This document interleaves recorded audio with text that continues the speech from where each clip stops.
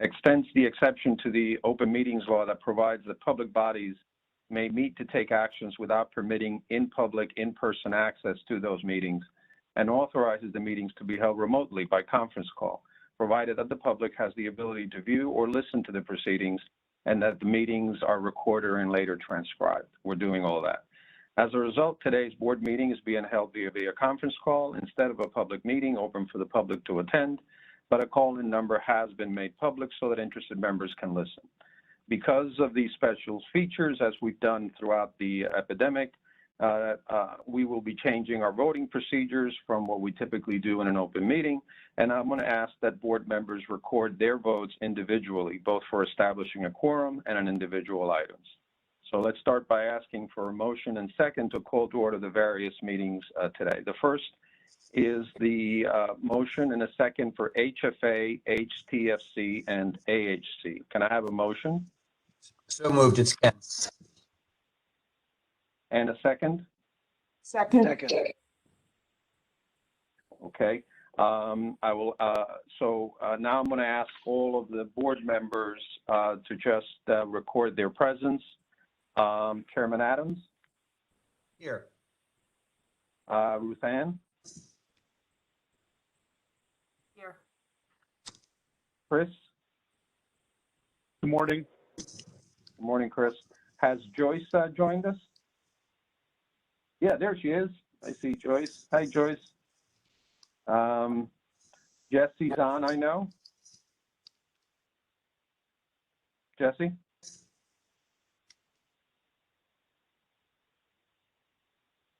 Sorry, double mute. I'm here. Okay. Sadie? Here. B? Here. And Judge Sconiers, he said she'd be attending. Here. Thank you. So as votes, as items come up throughout the meeting, these votes will be used for all those items and we won't call everybody again. Let's now try Sunny May. Chairman Adams? Here. Ruth Ann? Here. Jonathan Ballin is not with us today. Dave, I know you're here. Here. Joyce?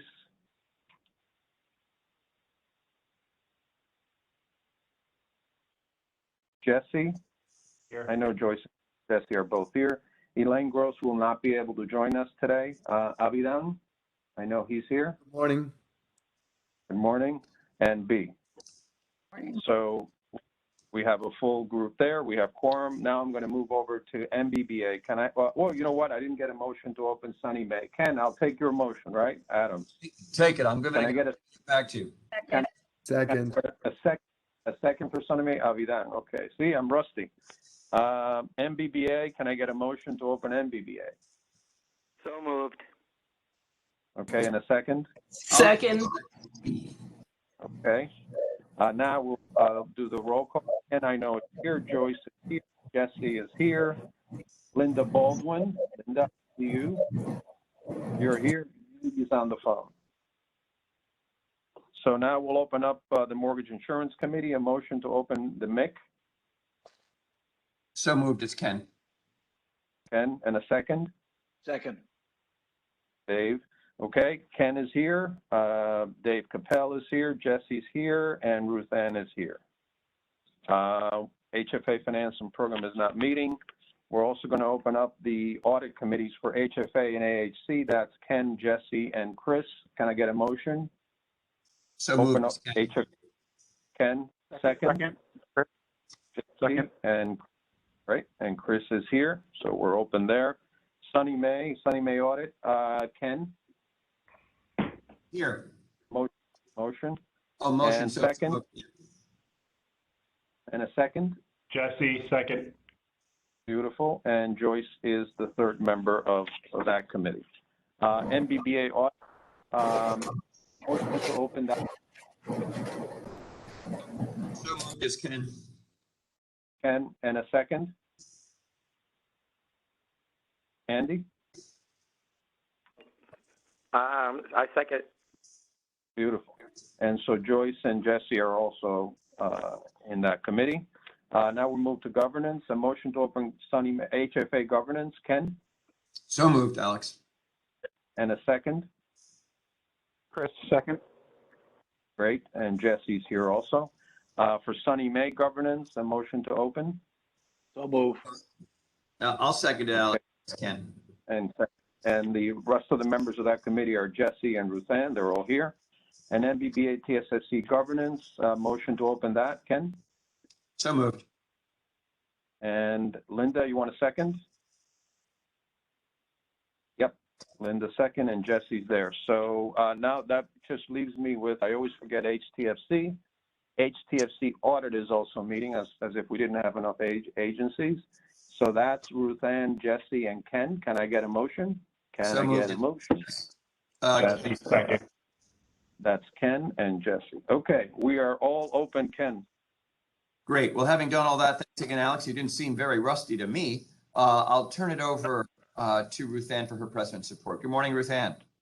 Good morning, Ken, and good morning, everyone, and thank you for joining us for our first meeting of 2022, and maybe a belated Happy New Year. I think maybe it's a Happy New Year all the way through January, according to me. So Happy New Year. Thank you, Alex, for doing all that, and I would also thank Lauren, who is not on my screen, but Lauren McGill, who, as you all know from the MIP, has stepped in as our acting general counsel while Linda has moved on. And I'm sorry that we didn't get to pay Linda before she left because she is so wonderful. We did do one internally, but that we didn't give the board a chance to do it. Maybe we'll invite her back as a guest sometime or something. So I have a rather long president's report this morning because there's a lot going on, so bear with me. Today's agenda includes a large number of administrative items for the boards and the committees to consider. The Mortgage Insurance Committee will consider insurance for 80 units of affordable housing at the Woods at Pauling in Dutchess County, and HFA members will be presented with an AHC resolution for just over $3 million to help fund the construction of 109 units of housing, all located outside New York City. In addition to our regular board work, I want to update you on 3 important matters that touch the agencies. One, the governor's 2022-2023 budget proposal, which many of you may have seen came out 2 weeks ago. 2, very quickly, I will just touch on where we are on the federal Build Back Better legislation and the impact on the work we do. And 3rd, although I'm going to do that first, will be an overview on our response to the tragic fire at Twin Parks, also called Bronx Parks Phase 3 Northwest, because it wouldn't be a governmental project without very long names, I think. So Bronx Park is a Mitchell-Lama that was built in 1974. It's in the Fordham neighborhood of the Bronx. It's actually a 2-building, 331-unit development that has 3 9-story buildings and 1 19-story building. As you for sure would have seen if you saw any news coverage, the fire happened in the 19-story building, and that building had a total of 120 units. These buildings were part of the UDC portfolio that was transferred from ESD over to HFA. HFA did a refinancing and extension of the regulatory agreement with the existing owner in 2013. That transaction included apartment renovations, building system renovations, bathrooms, kitchens, closet doors, energy efficient lighting, painting for hallways and lobbies, and a new building boiler. So for anyone who may have been on our board in 2013, you would have seen that come through for approval. Most recently, the agency approved a transfer of ownership and a debt from the Schroen family to the prior owner to now the current owner in late 2019. In terms of the building has a project-based Section 8 contract on it. 76 of the apartments are covered by a project-based Section 8 contract that we have the regulatory oversight of. There is 1 resident with a Hcr tenant-based voucher. There are 12 residents that have NYCHA tenant-based vouchers, and there are 2 residents who had HPD tenant-based vouchers. We have oversight of both the Section 8 compliance as well as the tax credit compliance. When we did the transaction in 2013, it was a bond deal, included tax credits, so we have regulatory oversight of those tax credits. We obviously are not responsible for the day-to-day operations of the building. It is privately owned and privately managed. And in New York City, as with other municipalities around the state, the local municipality is responsible for violations of local building codes. So obviously in this case, the City of New York HPD is responsible for violations of housing maintenance code, which provides for heat and hot water, fire safety, other issues. We are working very closely with HPD. We are working very closely with our partners at OTDA and with the emergency service agencies as well. In the obviously wake of what is a very horrifying event, our team led by Becky Kepnick and Dan Beyer and Dan Murphy have been working 24/7 to make sure that the people who live in this building can get what they need. We were on a series of calls with all of the local elected officials, state elected officials, federal elected officials, borough president, and many others the day after, and have been on many days since then. Becky and I were on a call yesterday with Congressman Richie Torres and the borough president and the city council member, along with several organizations, including the Gambian Youth Organization. As many people know, there's a very big African population here. There is what I would call sort of a high concentration of non-English speaking, somewhat disenfranchised, potentially so we are working very, very closely to make sure that people do not get lost in the shuffle, as would happen with an event as challenging like this, and something that obviously impacts everybody's housing. And as we all know, just because somebody has a fire in their house doesn't necessarily mean they don't have to go to work the next day. And so this is a very, very challenging time for people who have been displaced, who are living in hotels.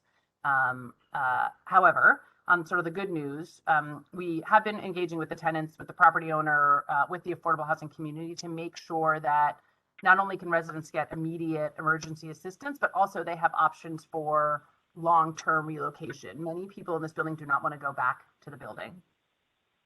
We engaged with CVR. CVR is on the HTFC side, the entity that administers our project-based Section 8 sort of contract administration on behalf of the agency. And we engaged with them to work with all the residents at Bronx Park who want to relocate.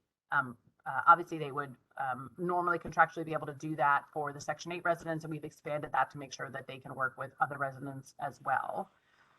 We've also been talking to HUD, and we're successful in our request to allow the 25 families who are at Bronx Park who do not have Section 8 to be able to get tenant-based vouchers on an expedited basis so that they can have the same housing choice options that the people who are covered by the Section 8 contract have. Sorry, this is a little wonky, but and so that was a really sort of exceptional thing that we went to HUD and were able to get done. So we are working with the families on the project-based side, families who we're going to be able to get tenant-based vouchers for. We are also working with the tenants who have HPD and NYCHA vouchers to assist them. This will include helping them with moving costs, security deposits, moving expenses, other things that they will need in order to be able to relocate. In terms of relocating, another side of good news in a sort of dark time, we have identified with the city a newly constructed property in the Bronx that's called La Centrale, which is located quite close to the Bronx Park building. The owner has been organizing tours of the property, and tenants who are interested in moving there. There is sort of a large number of vacant apartments because they were going through their marketing process. So we are working with residents who want to go there to fill out the application and working with the city to expedite people to be able to move into brand new apartments at La Centrale. But it doesn't end there. There are we have about 10 or 15 other buildings that we've canvassed our affordable housing community that have vacancies and are working to provide people opportunities to go look at and potentially move into other buildings besides La Centrale if they don't like that. So, as with many things with the agency that happen like this, we are working sort of 24/7 around the clock on this to make sure that people are getting the services they need and getting access to housing. I'm happy to answer other questions.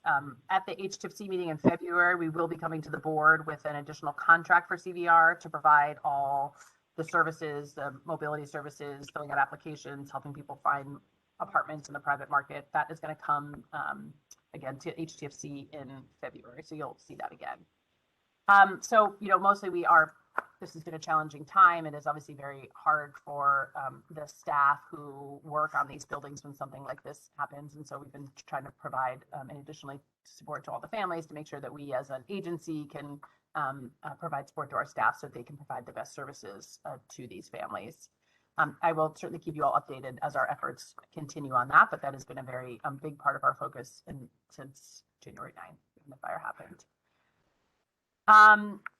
Shifting topics. So as many of you saw, the governor announced her 2022-2023 budget. There are, I would say, sort of two large things in that budget as it relates to Hcr. One, obviously the announcement of a new 5-year 100,000 unit housing plan, which we are very excited about. It has $4.5 billion of new capital to spend on programs that you have seen come through the agency for approval, including supportive housing, senior housing, public housing, middle income housing, multifamily preservation, Mitchell-Lama preservation, continuing our work on manufactured homes, an expansion on affordable home ownership, which is exciting, and some funding for accessory dwelling units, which is a good segue into, in addition to the housing plan and the funding in there, there's also a series of supply side housing tools that are in the budget, and we're really excited. Obviously, we love all the work that we do and feel that it's very important, but we can't sort of get ourselves out of this housing crisis and out of the supply side issues around housing. So the governor's proposed a really ambitious and progressive series of housing tools around legalizing existing accessory dwelling units in New York City and allowing the creation of new ones in the rest of the state, requiring multifamily housing within transit-rich areas within a 60-mile commute of New York City. So obviously places where there are a lot of investments in transit and MTA and others, a removal of the FAR 12 residential cap in New York City, some changes to allow hotel and commercial building conversions, something that was sort of much talked about in the last year. Some policy changes around access to housing relating to criminal records and credit histories that we feel is really important.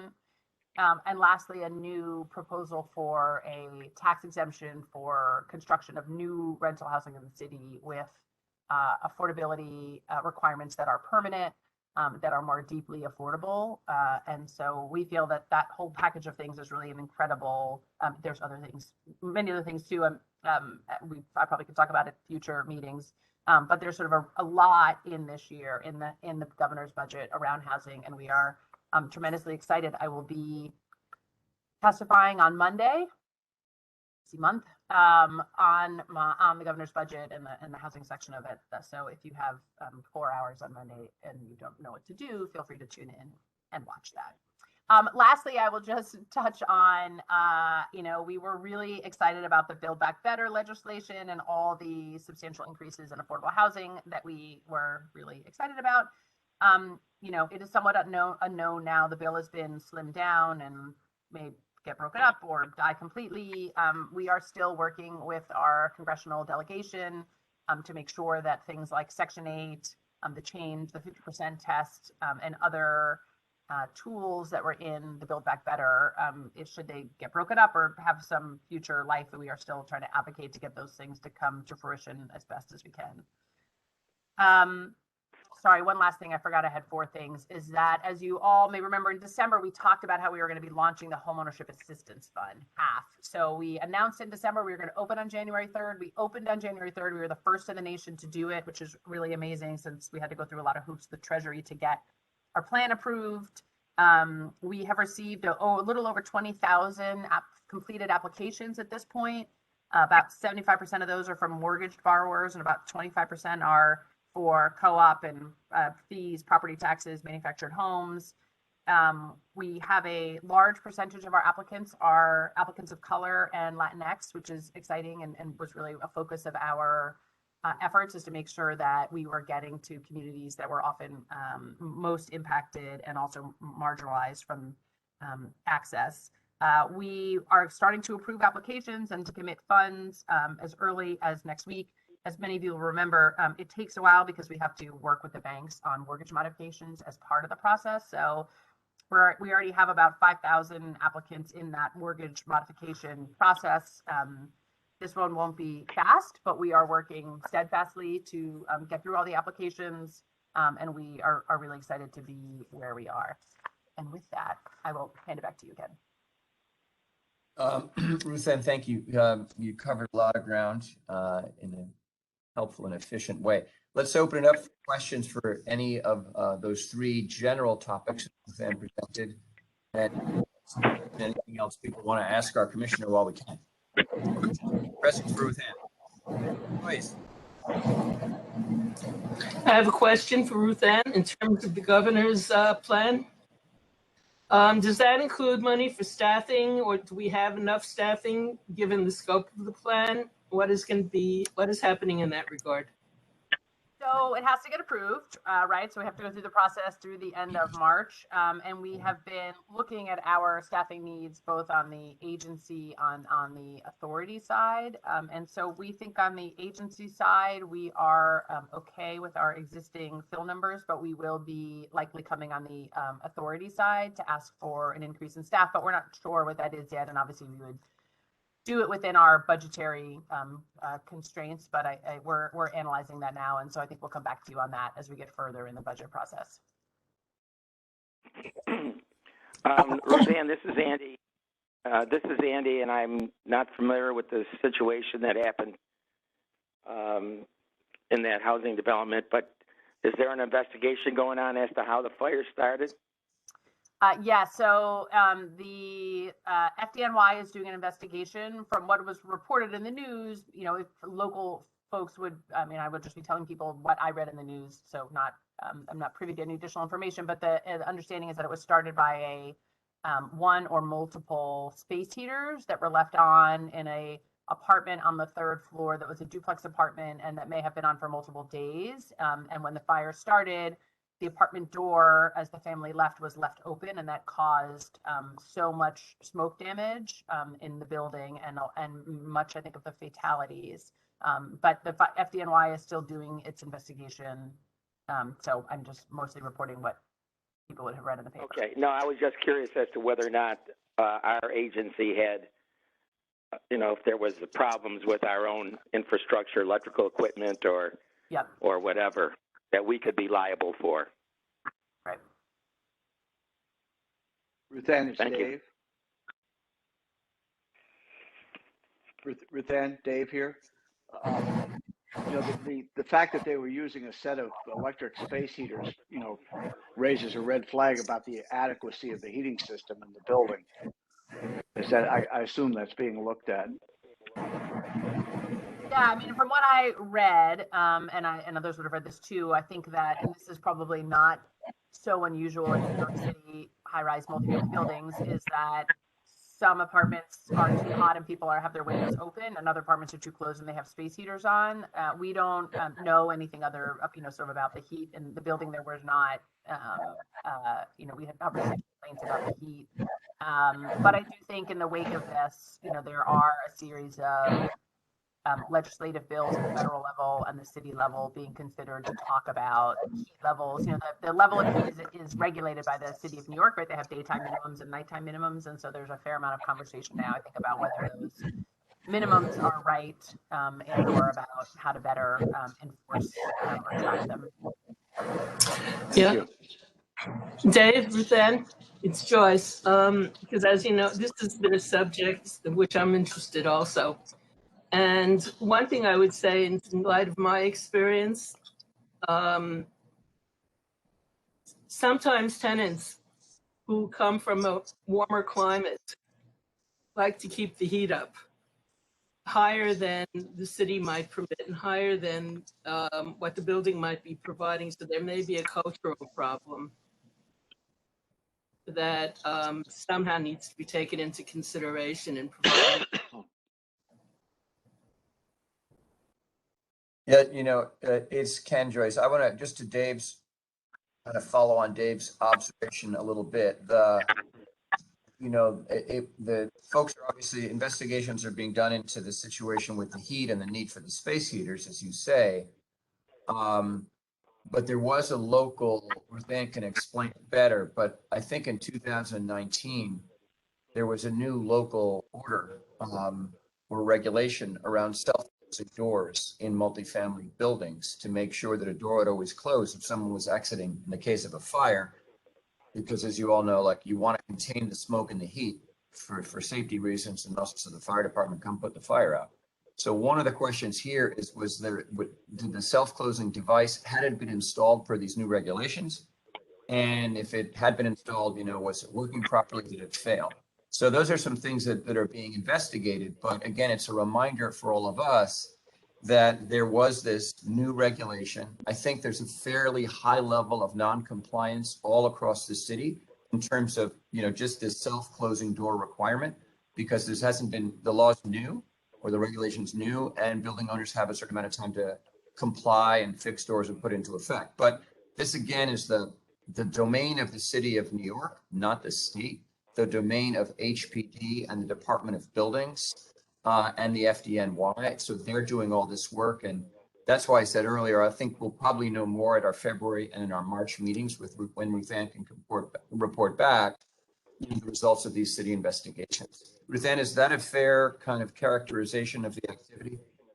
Yes, and as you said, though, as we know more, happy to come back in February, March and update. So I have one question, Ken. This is Sadie. I just wanted to know, Ruth Ann, from your experience, is there precedent around prioritizing homeless people due to displacement from a fire through the HPD marketing process?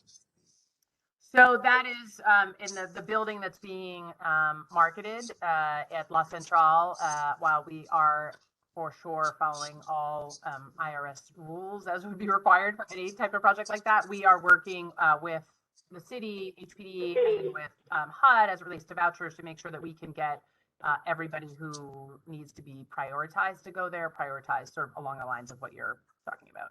I just know that typically takes a long time, so it Yes, would be Becky, great if you could push those people to the top of the queue. Yes, Becky Kepnick, who just popped up on your screen, has been working magical wonders with HUD and with the city of New York to get everybody to the top of the line who needs to get to the top of the line. I also just wanted to comment that your team sounds like is doing just an incredible job, and I really appreciate that. It's a very, very difficult situation all around. So thank you and your team for that. Thank you. Thank you, Sadie. And I think we all agree, Ruth Ann, big shout out to you and the team for doing all this great work under really difficult circumstances. It's so sad. Appreciate that. Do any other members or directors have questions for Ruth Ann on the three topics that she brought up? Because if not, the big agenda, we're gonna move on. All right, and I'm gonna just do one last thing, Ruth Ann, and just hope, I know you can do a quick answer, but I've been curious about this. Last Tuesday, it's about 10 days ago, Housing Court reopened in New York State, as on Saturday the 15th, the eviction moratorium expired and was not renewed. There's a backlog of about 200,000 eviction cases in New York City, 400,000 New Yorkers behind in their rent by about $1.4 billion, according to reports I've seen. So if you can do this in one sentence, what is the state doing at this point to help people at the risk of eviction now that the eviction cases are being adjudicated in Housing Court? Well, I think as you probably saw, the state reopened the emergency rental assistance portal that's run by OTDA, and that is our has been a really important tool, I think, for renters. So once they apply, they are covered by a non-eviction. So with that portal still open, I think I read that maybe after it opened, an additional 2,000 people applied. I think is one obviously existing tool for immediacy. Look, I think as it relates to sort of the overall agenda, I think that the governor has a very sort of strong proposal around building new housing, around addressing market rate supply of housing to get the pressures down across the state, and some policy issues around access to housing. So I think we have a lot of great stuff in the budget as it relates to that. And the ERAP portal is open and can protect as many people as apply for it. And Ken, just to add on that, because I think it is a little unfair for Ruth Ann, just because a lot of it is also being done out of OTDA, which I I'm aware of and had worked on their budget.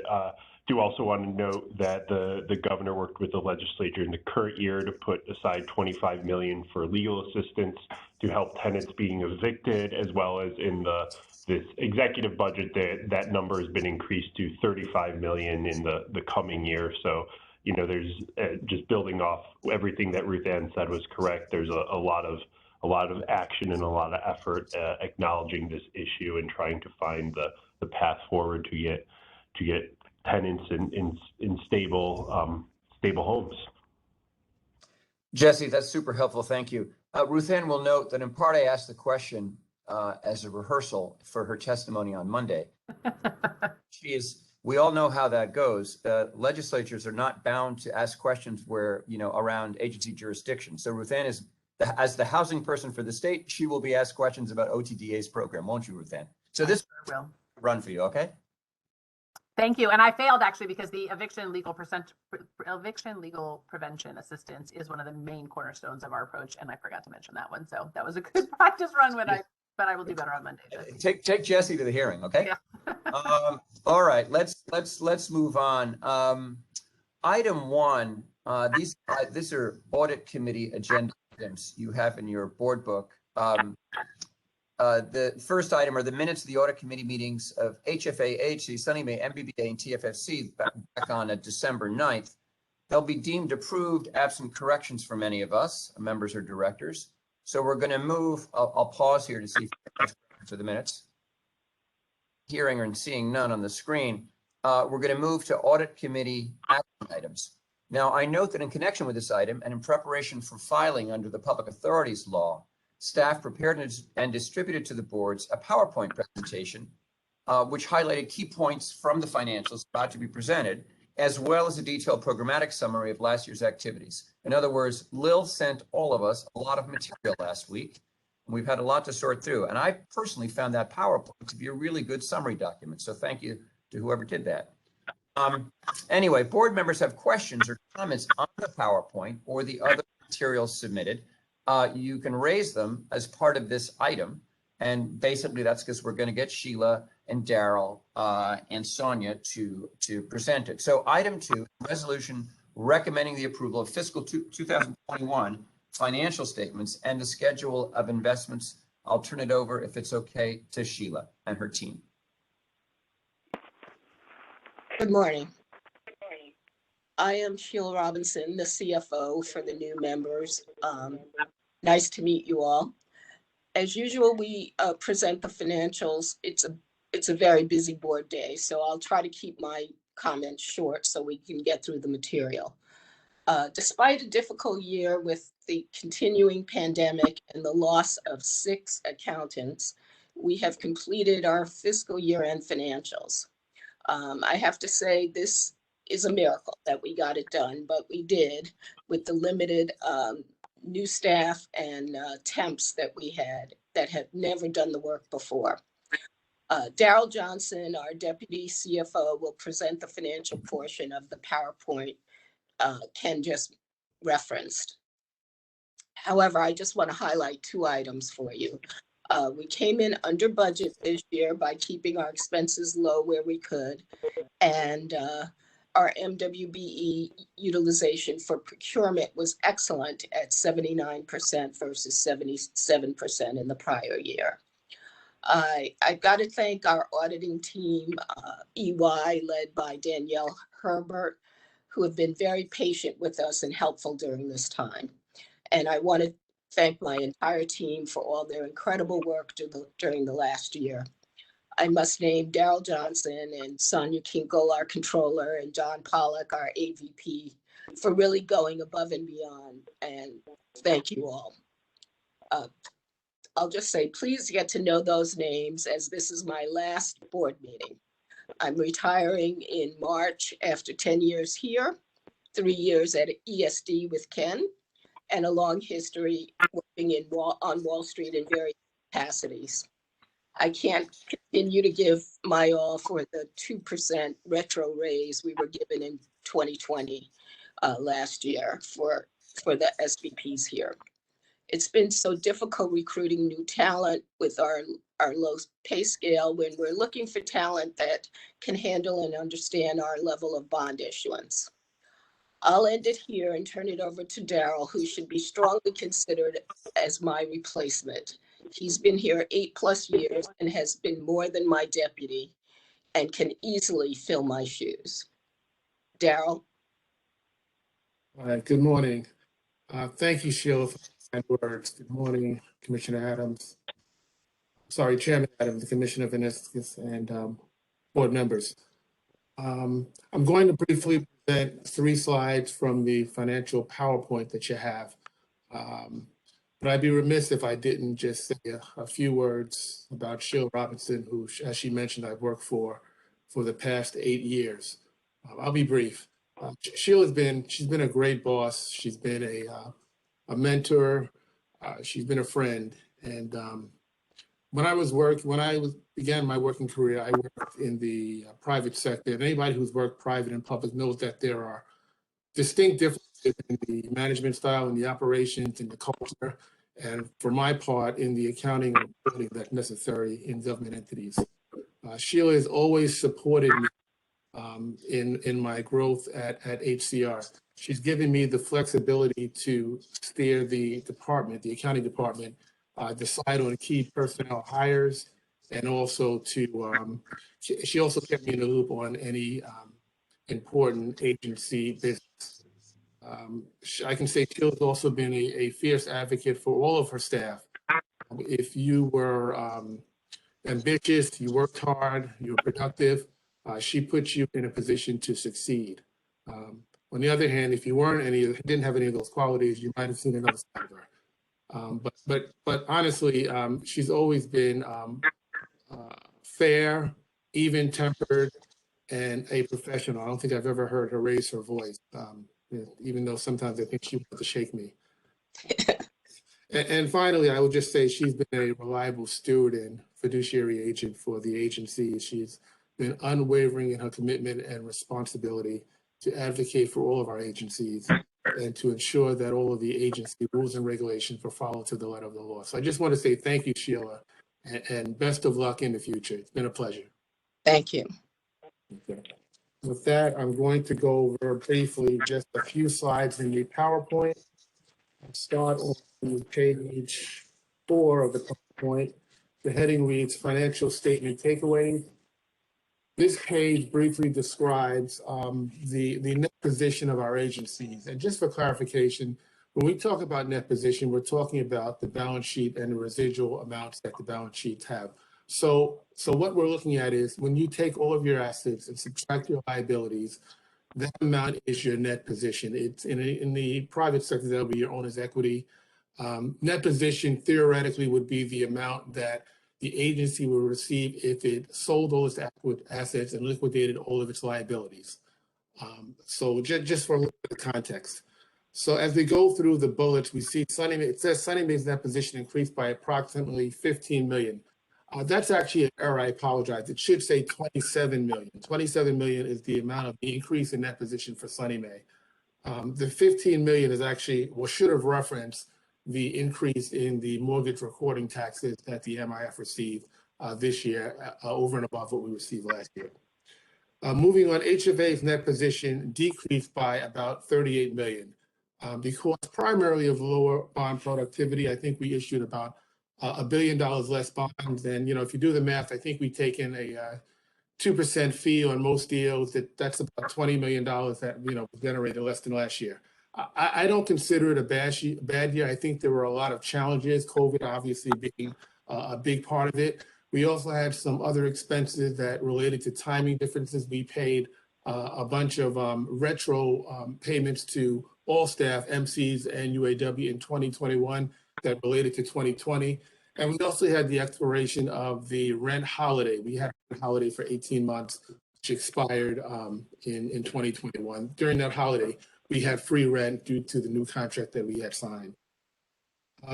MBBA, it didn't issue any bonds and the position remained flat, which means that the relationship between the assets and liabilities stayed the same. And for tobacco settlement, we took in about 391 million in TSRs, tobacco settlement revenues. We only had about 888,000 in expenses. So the net position went up significantly. We hold that money until the state decides or directs us to where to send those funds. I think last year we sent a little over 600 million to the Department of Health.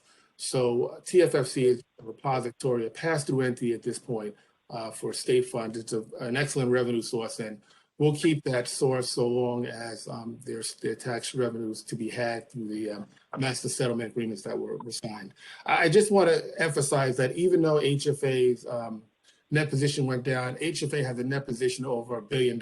So it's still very well financed. It's in good position. And I don't see this as a, I don't see it as a pattern. I think that, you know, we're in a position where we can continue to excel in the year. Does anybody have any questions on that slide? If not, I'll go to the next slide. Okay, the second slide is a summary of HFA, Sunny Mae, MBBA, and TFFC. And this is taking from an income statement perspective. It's just showing a bar graph of the revenues and expenses for each agency and the net position. You can see the HFA's net position. The green bar is below the line because that net position change was negative during the year. And like I said, I don't think it's a pattern. I just think that it's just a function of what we experienced during 2021 with COVID and reduced production. Turning to the last slide that I'm presenting, I think it's on page 6. This is just a statement of some financial statement highlights. I'm not going to read them all. I'll just say that, you know, I'll just call out a couple of things like we mentioned. HFA was down. Part of it is the reduction in fees that were received. You can see it says 57.9, down 24.8% from 76.9 last year. And like I alluded to, this is just a function of reduced production. MBBA generated about $90,000 in fees. And tobacco, again, it received 391 million in tax settlement revenues. Those revenues will be received in perpetuity so long as the agency is running and there's states have MSAs, master settlement agreement monies collected on their behalf. We will continue to receive funding for TSFC. So that's all I had to present. Again, I wanted to keep it brief. Does anybody have any questions on any of the slides I've covered?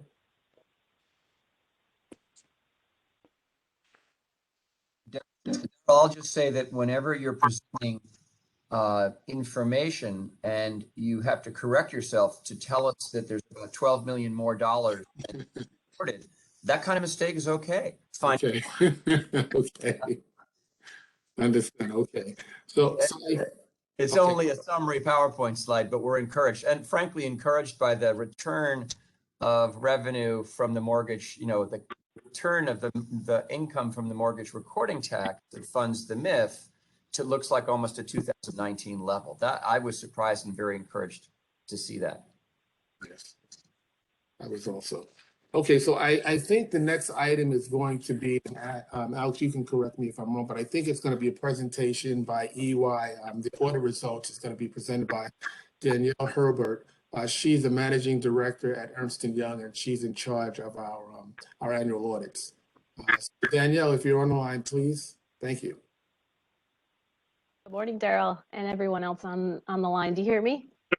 Yes. Excellent. Thanks, Daryl. Good morning, everybody. Thank you for having me today. I'll just take a minute on your agenda today to go over the slides that are, I think, being now shown in front of you. And maybe we could flip to the next slide, actually, the next page of that document. Excellent. Thank you. So here's just a brief summary to remind the committee what we're here to report on today as part of our audit procedures. And so as Daryl's gone through from the financial results of the 4 agencies, I'm here to also report on those same 4 agencies and our financial audit of them now for the fiscal year 2021 financial statements. And so maybe on the next page, I'll have you flip to that, is actually a good summary, I think, of our results. And so maybe just to remind everyone, and maybe for the new members also of the committee, we were here at your meeting back in September to present our audit plan. And so at that point laid out what our planned procedures were for our audits of these 4 agencies. And I'm happy to be back now to report on the results of those procedures. And so, what I will say is that really the plan and the audit procedures that we intended to do at the beginning of the audit cycle are now significantly complete. We're very much in our wrap-up phase on all of these audits. And I'm happy to report that really, we do not have any findings to report back to the committee. We expect to issue what are called unmodified opinions on each of the financial statements. And so that is the term for a clean audit opinion. And so consistent with prior years, you will have that same clean audit opinion on each set of financial statements once we issue them as final. And really, I will say that the financial statements as they were presented to us to then do our audit procedures are consistent with what you're seeing now and now what Daryl has presented as far as financial results. And so, again, like I said, really no issues or findings to report to the audit committee. As I said, we're in our wrap-up phase of the audits at this point and expect to finalize by the end of the week for each of the agencies. And again, want to thank both Sheila, Daryl, and all of their team, and really all of the teams at the agency, because it does extend beyond just the accounting and finance function when it comes to supporting the audits. And so really want to thank everyone for their cooperation as we went through the audit cycle and the audit process this year. And so with that, I'll turn it back to you. And certainly if any questions, please let me know.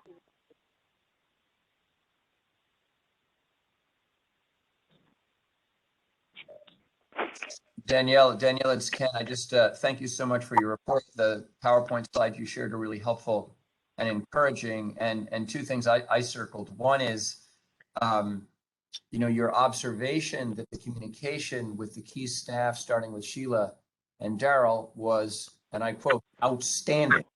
You don't see the word outstanding in the summary of an audit very often.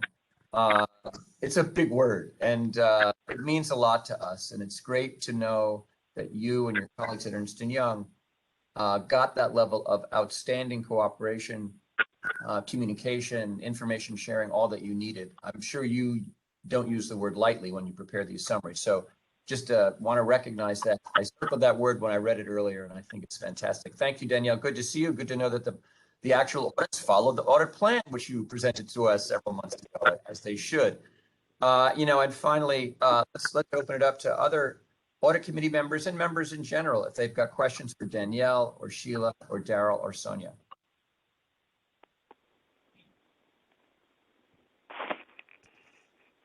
Well, hearing none, I want to salute my friend Sheila Robinson. I won't be as, articulate and thoughtful as Daryl, but Sheila's someone I think all of you know, and she even references that I've known for a long time because we worked together when I was at ESDC.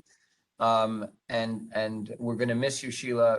We're really, I said this to you privately last week, but you have devoted so much of your career to serving the state and the people of New York in a variety of capacities. You have tremendous integrity. That's my feeling about Sheila.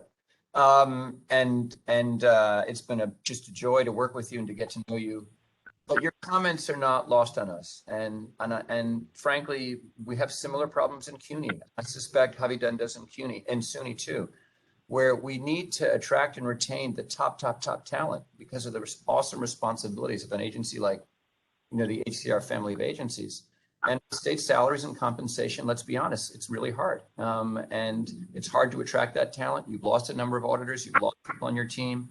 You voiced in a very clear way your own concerns, personal concerns. So know that we hear that and we know we've got to fix it. And if we don't, we'll never be able to keep Daryl because, he'll go back to the private sector. And we don't want that either. But seriously, thank you for flagging it. Thank you for your remarks. But most importantly, thank you for your many years of devoted service and hard work. And again, your tremendous integrity. Sheila, thank you personally. Appreciate it. Thank you so much for your kind words. And it's been great working with you. Alex, at this point, do we have some ministerial action to take to approve the audit? Yes, Ken, I just wanted to ask Danielle one before we go on the vote. Danielle, on page 4 of your report, I was comparing it to last year's, and I just want to make sure, and I'm sure this is because the audit is not yet completed, but in all of your findings, you're saying no findings were identified to date. Last year's report said no findings were identified, period. I'm assuming that if that changes, that's not going to change, right? That there will be no findings. That's correct, Alex. So, I think just to clarify, at the time that we send out these materials is, being in advance of still being in our audit procedures, I tried to be a little clearer that, what we're putting into the materials is as of the date that we're sending them out, but knowing that we're still working through the audit process. And so, yes, my comments today, if there had been anything to report since this document was put together, I would have told you of those things, but as I said, no findings now as of now, and nothing expected as part of our final wrap-up phase that we're in. All right, thank you. Okay, Ken, so now before all 5 committees is a resolution that was transmitted in connection with this item. Assuming the first and seconds previously entered for all prior when we began the meeting, all in favor, please say aye. Aye. Aye. Aye. The motions are carried and the resolution adopted. Great. So the next item is item 2. It's a resolution recommending the approval of the fiscal 21 financial statements and the schedule of investments. Unless, Alex, we just did that. I can't tell if that's the same one. I think we just did that. No. The next one is item 3, the OFI. Got it. Sorry.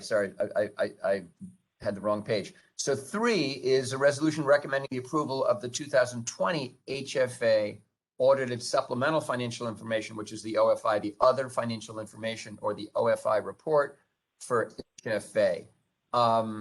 Notes here tell me there's no need to discuss this item. So Alex, let's take the vote to approve the OFI. Okay, now before the HFA committee only is a resolution that was transmitted in connection with this item. Assuming the first and seconds previously entered for the HFA audit committee, all in favor, please say aye. Aye. Aye. Great. Thanks. Now, Motion is carried. Oh, sorry, Alex. Yeah. The motion is carried and the resolution is adopted. For 4, we're going to invite Hanim Babayeva to, this is now moving to internal audit, and this is a resolution improving the internal audit for AHC. Hanim, good morning.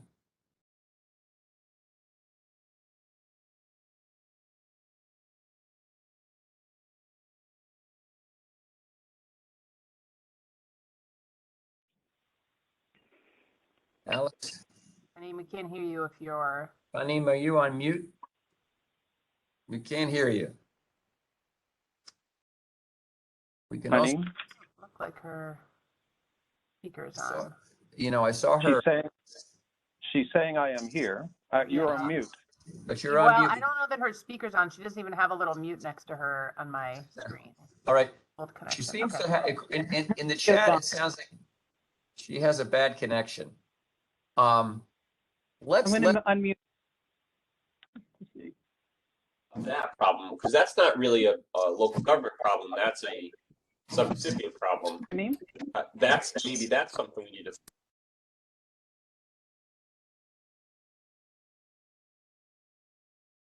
Alex, can we come back to Hanim and go to the next item and come back to this one?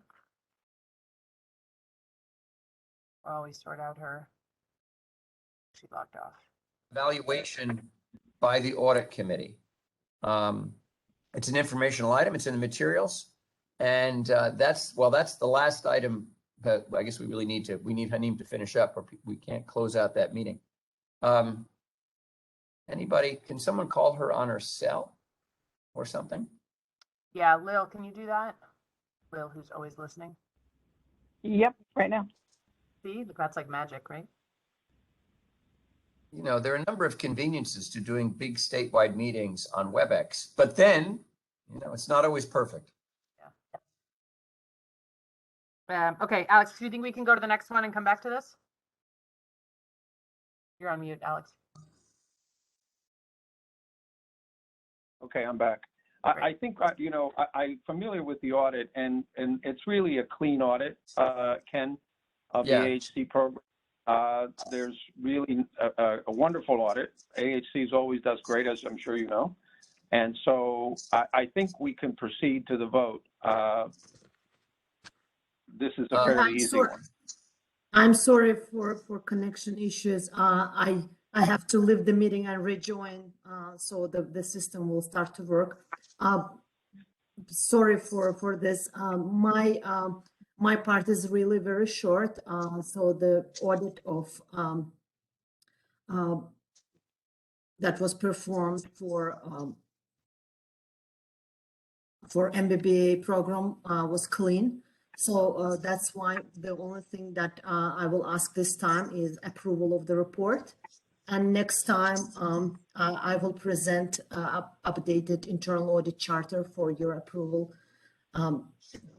Thank you. I'm sorry for this technical issue. Thanks.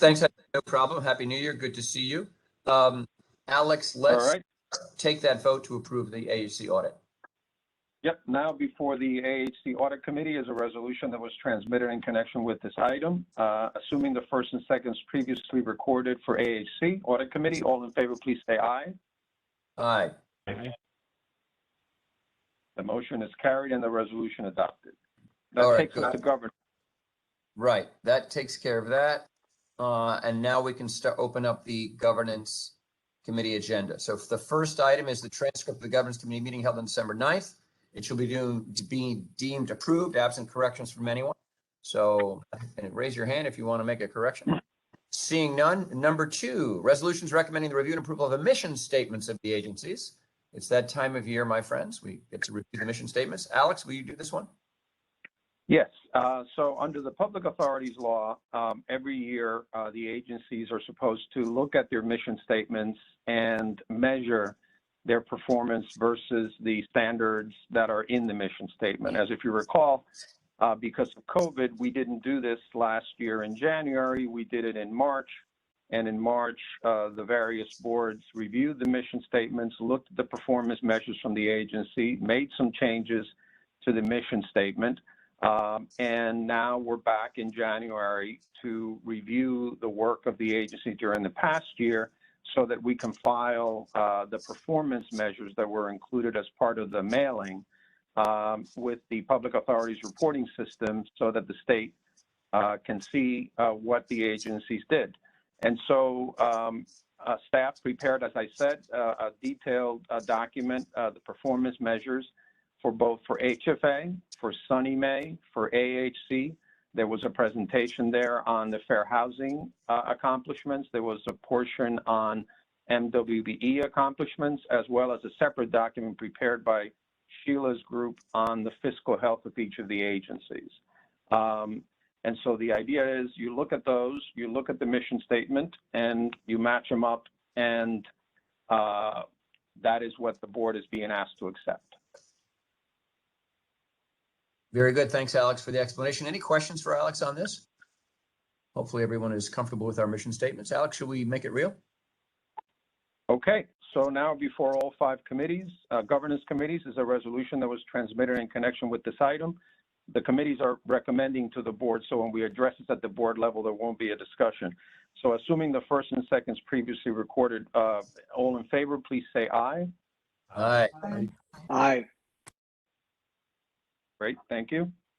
Now a moment for introspection, our board self-evaluations. 3 is a resolution recommending the approval of the board self-evaluations. Alex, back to you. So this is a similar exercise in accordance with the Public Authorities Law. So we sent the board evaluations to the board members. The categories that are in there are not created by us. They're created by the authority's budget office, the ABO, Authority's Budget Office. And we received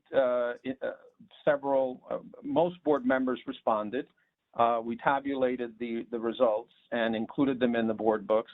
As you can see, basically there was near unanimity on the part of the board members that they all agreed or somewhat agreed that each of the various categories was being met.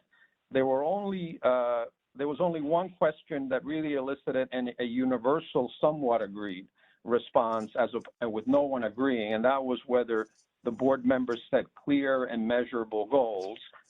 There were 2 board members who responded somewhat disagreeing on 3 questions, just 2 board members on whether the measurable goals were being set, whether board members had sufficient time to research topics, whether the boards identified and worked with staff on the risk issues, and whether our meetings facilitated the open discussion. That was something that came primarily from 1 board member, and another board member focused solely on the risk.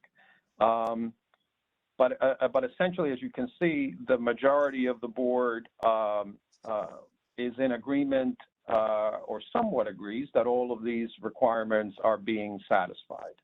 And this is consistent with what we've been seeing in the past. And the goal here is for the governance committee to analyze this and then report to the board for the board to adopt it, and then we publish it. Alex, thank you. Questions or comments for Alex on his summary of the self-evaluations?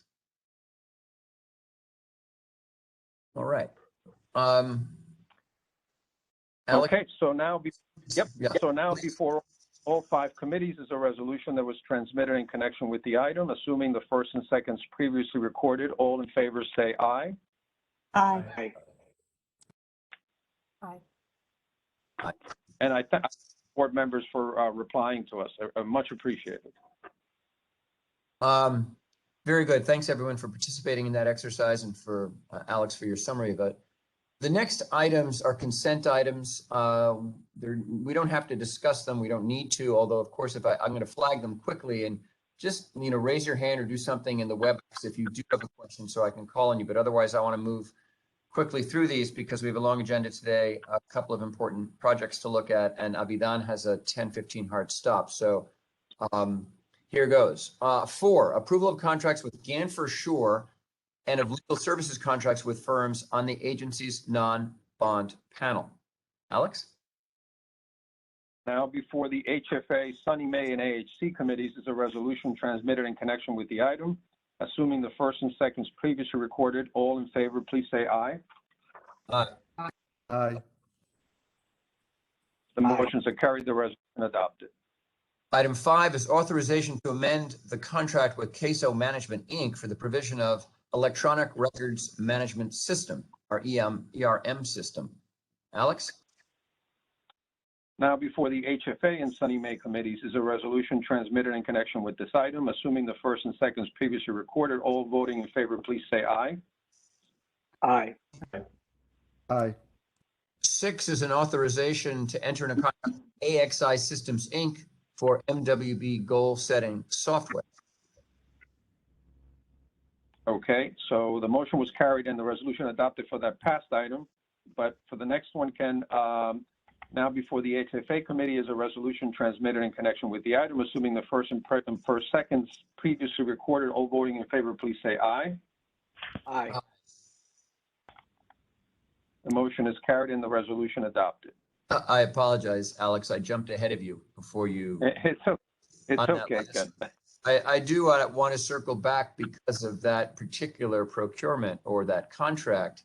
It's a reminder, because we can't just let it go, that Sheila, in her report earlier, reminded us of the increase yet again in our MWB procurement as an agency, hitting, I think she said 76%. I mean, it's outstanding, and way, way above the governor's goals. And so there's something we should all be very proud of. I'm glad Sheila flagged it, and I hope that AXI Systems can help us do even. 7 is an extension of the contract with TierPoint for disaster recovery services, which we hope we never have to call these people, but just in case it should be there. So, Alex? Now before the HFA and Sunny May committees is a resolution transmitted in connection with the item. Assuming the first and seconds previously recorded, all voting in favor, please say aye. Aye. Aye. Excellent. Next, 8, resolution recommending approval of acquisition, disposition, and inventory guidelines and reports. This is also under the Public Authorities Reporting System. So now before the HFA, Sunny May, and MBBA committees is a resolution transmitted in connection with the item. Assuming the first and second is previously recorded, all voting in favor, please say aye. Aye. The motions are carried and the resolution adopted. We're just on cruise control right now, Alex. Fantastic. We have 4 more items on the governance agenda. They're information items. 9, annual review of the single source contract with DAC for the provision of dissemination agent services to comply with various securities laws. 10, an annual review of our contract with BondLink. 11, an annual review of the computational analytics services contracts with CFX and Kane Mitre or Mitter. And 11, an annual review of the contract that we have with Dixon Schwabel for advertising services. Any questions about any of those items? Well, there's no more unfinished business, I'd like to say, which means we can ask for motions and seconds to adjourn each of the 5 agencies, members, and directors' governance committee meetings. This is the end of a governance committee meeting section of today's activity. So assuming the first and second is previously entered for all 5 committees, all in favor of adjourning signify by saying aye. Aye. Aye. Aye. The motions are carried. The meetings are adjourned. The next governance committee meetings are scheduled to meet on Thursday, April 14th, 2022. And an interesting question about that date is, will that meeting, Ruth Ann, do you think that will be in person back on Lexington Avenue or on WebEx? We shall see what the governor chooses to do. Let's hope it can be in person, because that would be a sign of improving public health conditions, to be sure. Now we're going to move to board meetings and items shared by HFA, AHC, Sunny May, MBBA, and TFSC.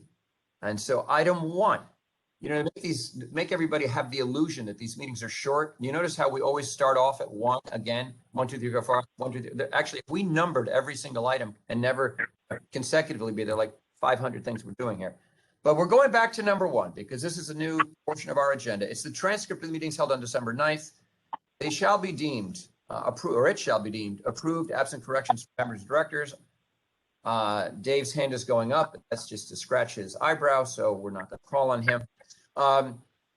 There's some shared action items we have to consider. 2 is a resolution approving a selection of a panel of underwriters to serve as underwriters on agency bond issues. Sebia and Moilina are going to present this item. Or I hope they will. Yes, no, Milena is going to present.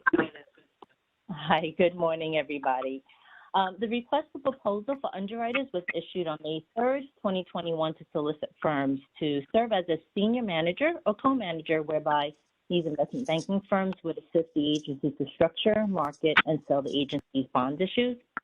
The RFP was posted on the agency's website, the New York State contract system, and email notifications were sent to various firms obtained by the agency's Office of Economic Opportunity Partnership Development and the Red Book. The responses were due on June 2nd, 2021, and we received 34 responses.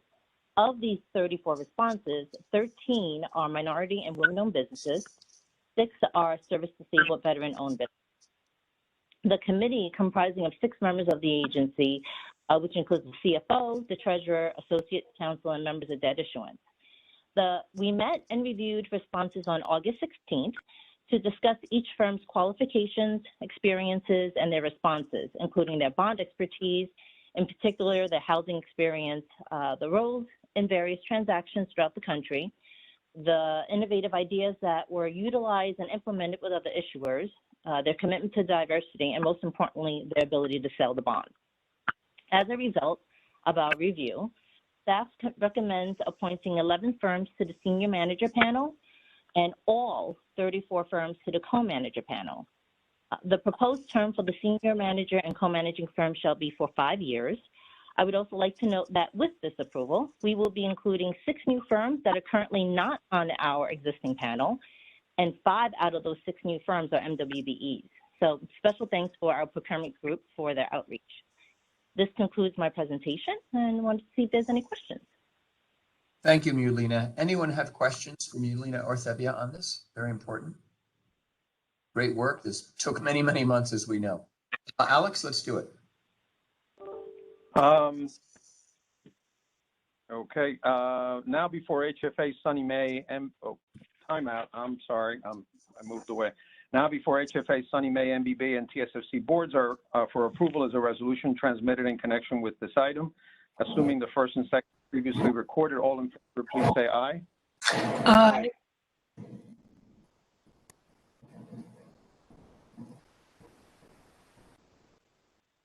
I heard one aye. I Aye. guess folks are getting tired. Aye. Aye. Lots of ayes. All right. Great, thank you. The motions are carried and adopted. Number 3 is a resolution, this is related, approving bond counsel services for the agencies. And Alex, I think you're going to do this one, please. Yes, yes. So we, as you folks know, we have a panel of law firms that serve us as bond counsel when we issue our bonds. Similar to what Milena just went through, we issued our RFP way back, almost a year ago in January, got 18 responses. A committee was set. This is all laid out in the memo, so I'm not going to go into great detail. If folks have any questions, please ask me. But we received 18 responses. We invited 13 firms to participate. We established, as we always do, a committee of in-house staff to review the proposals. We met with the firms, and we have selected a panel of 8, the same number as we had before, but with a different mix. A panel of 8 firms to serve as bond counsel, and an additional panel of firms, MWB firms, to serve as co-bond counsel. The key things that I would highlight here is the fact that for the first time, every majority firm that is going to be in our bond counsel panel, every one of the 8, has agreed to partner on every transaction with an MWBE firm. This is a first for us. Almost all of them came in with partner firms. A couple of the firms did not come in with partners, but agreed to partner up with any of the firms that we suggest to them from our co-bond counsel panel. So I think that's a significant accomplishment.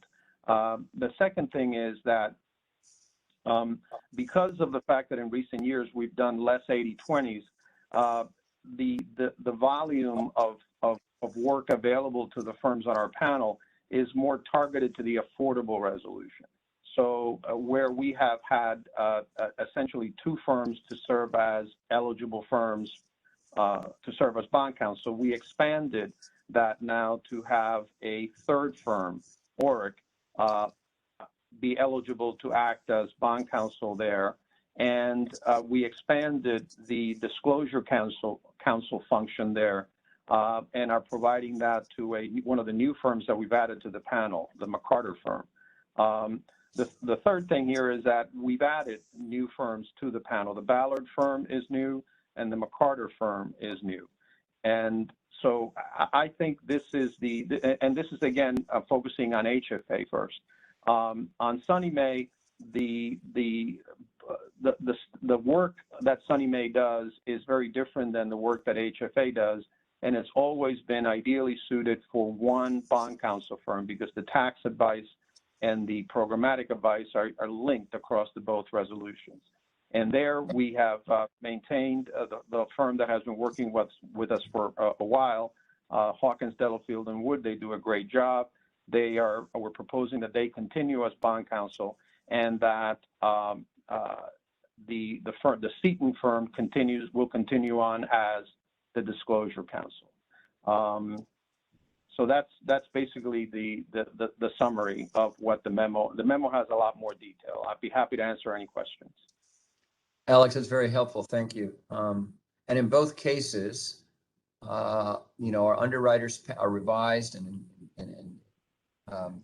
renewed underwriters panel and the bond counsel services.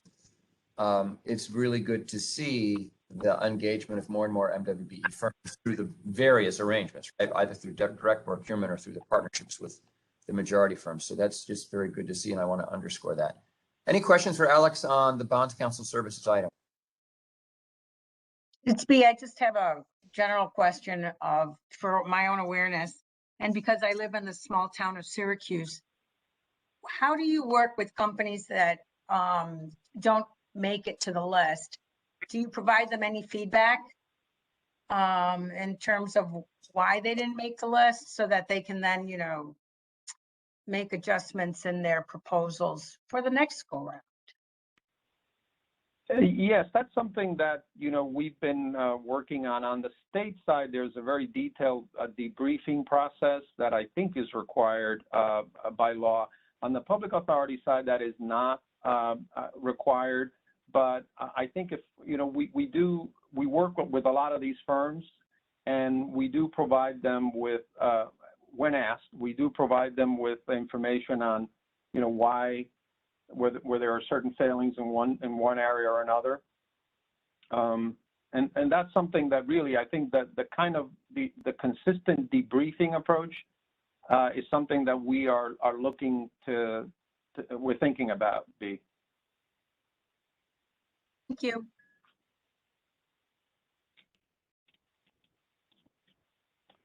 Okay, Ken?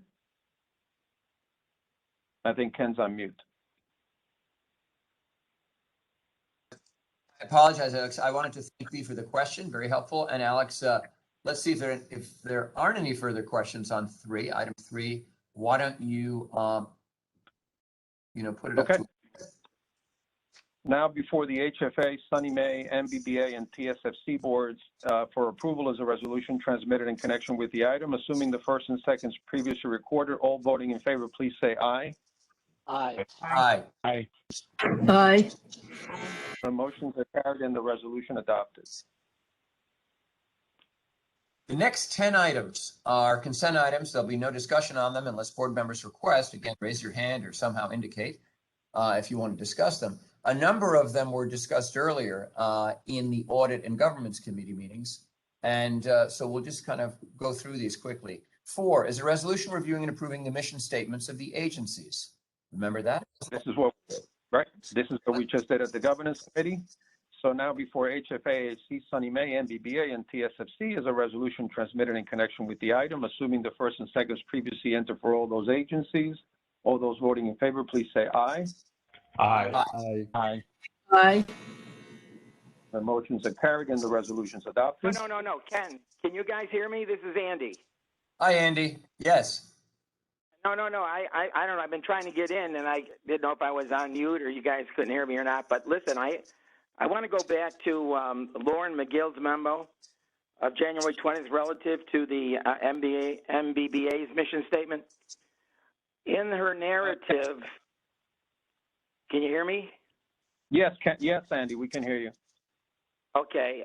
In the narrative on page 2, it says that the MBBA's statute is unwieldy and continues to make it continues to make the staff unsuccessful in making amendments to the legislation.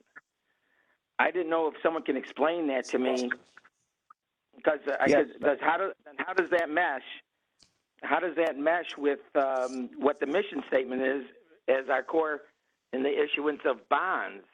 So I didn't know if someone can update me as to what that means, that the MBBA statute continues to make it unwieldy for it to issue bonds, and the staff has been unsuccessful to date in an effort to amend the legislation. What does that mean? Yes, Andy. I can fill you in on that.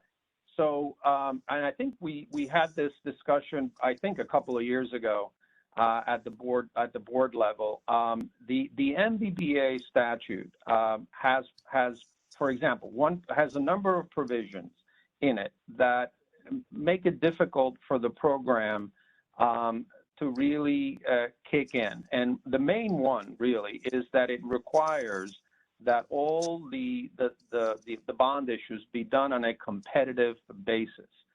So that if you look at the MBBA statute, whenever we've issued bonds in the past 10, 15 years, there has been an amendment to the legislation that amends that requirement for that new specific series of bonds. So when in 2008 and 2009 we issued bonds as a result of to help with the federal crisis, the legislature amended our MBBA statute and exempted those bonds from the requirement that they be done competitively. There are 2 or 3 other provisions like that that make it difficult for the agency to issue bonds, because most of these bond issues, really you need to work with an underwriter to set up the program, to set up the sale terms, and it's not just like a GO bond where you do it and you sell it. The underwriter that sells it is the one with the that brings you the cheapest price. So we have tried. 2 years ago was, I think, the last time that we again went to the legislature with a massive proposed amendment to the MBBA statute to eliminate these provisions, and we have not been successful. Whenever we go, usually we try, and we've gotten a good listen from the state, but a number of things come up, and it just has not passed. So as a result, okay. So then, how does that interfere then? Not that we've issued a lot of bonds over the years, but how does that interfere with our mission statement? And then my next observation would be, do you think maybe if we solicit the support of the state comptroller's office and trying to get them to help assist us in amending the legislation, that may be something we should consider? Well, I think that is definitely something we should consider, Andy. That's a good idea. I agree with you there, and believe me, we've tried on various levels. Not sure about the controller, but that's something that we can try.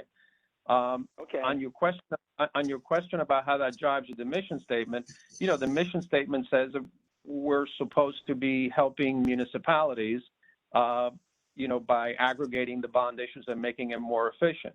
And since exactly, so they're having trouble between competitive bid and negotiated with the underwriters. Well, it's difficult for MBBA, so that's the mission of MBBA, and it's difficult for MBBA to carry out its mission with the legislation that it has available to it currently. And as I said,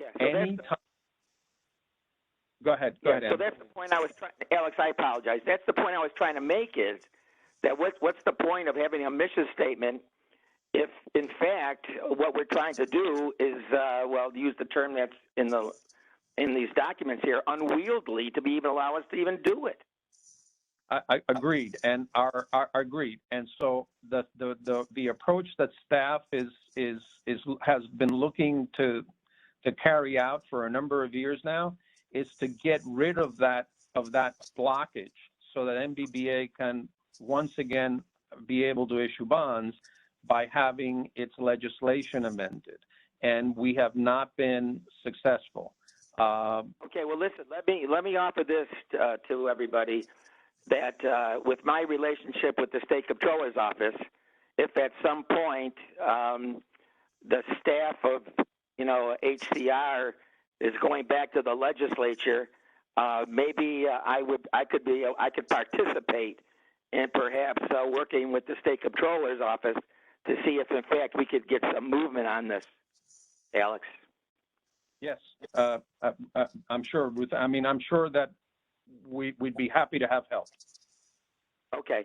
All right. And that's all, like I said, it looked like it was pretty much a contradiction between what we're able to do in our mission statement and what in reality we're able to do versus the legislation. 100%. Yes. All right. I just wanted to point that out. I apologize for taking up the time. No, thank you. That's a very valid point to get on the record, Andy. Appreciate it. Thank you, hey, Alex. Thank you. Good to thank you. It's Ken, Andy. Thanks for catching that and for asking those questions and keeping your eye, as you always do, on the great potential of MBBA.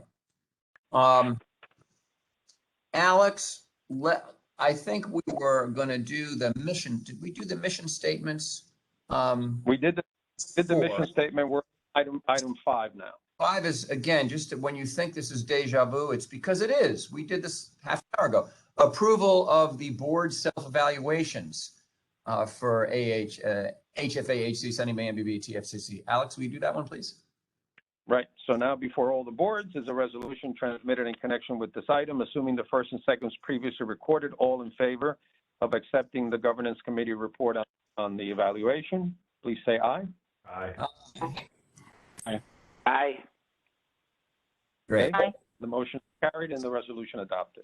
Number 6 is a resolution approving the agency's financial statements. Agencies, that's S apostrophe, all of the above, I guess 5, for fiscal year 2021. And we looked at this material as part of what was circulated by Lil last week and earlier this week.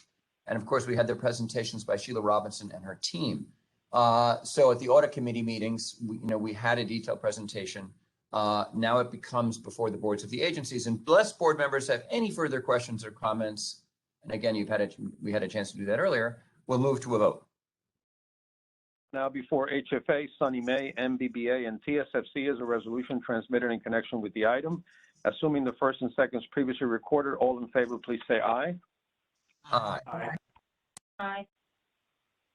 Motions are carried and adopted. Thank you, Alex. Thanks, everyone. Number 7 is a resolution approving the annual investment report and quarterly investment report. Alex? Yep, this was not discussed earlier, but this is the materials are in your book. Now before HFA, AHC, Sunny May, MBBA, and TSFC is a resolution transmitted in connection with this item. Assuming the first and second is previously recorded, all in favor, please say aye. Aye. Aye. Motions are carried and the resolution adopted.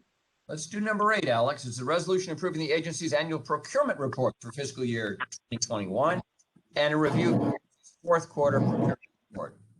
Alex? Now, this is the procurement report that shows the MWB percentages in the 70s, which is a trend at the end.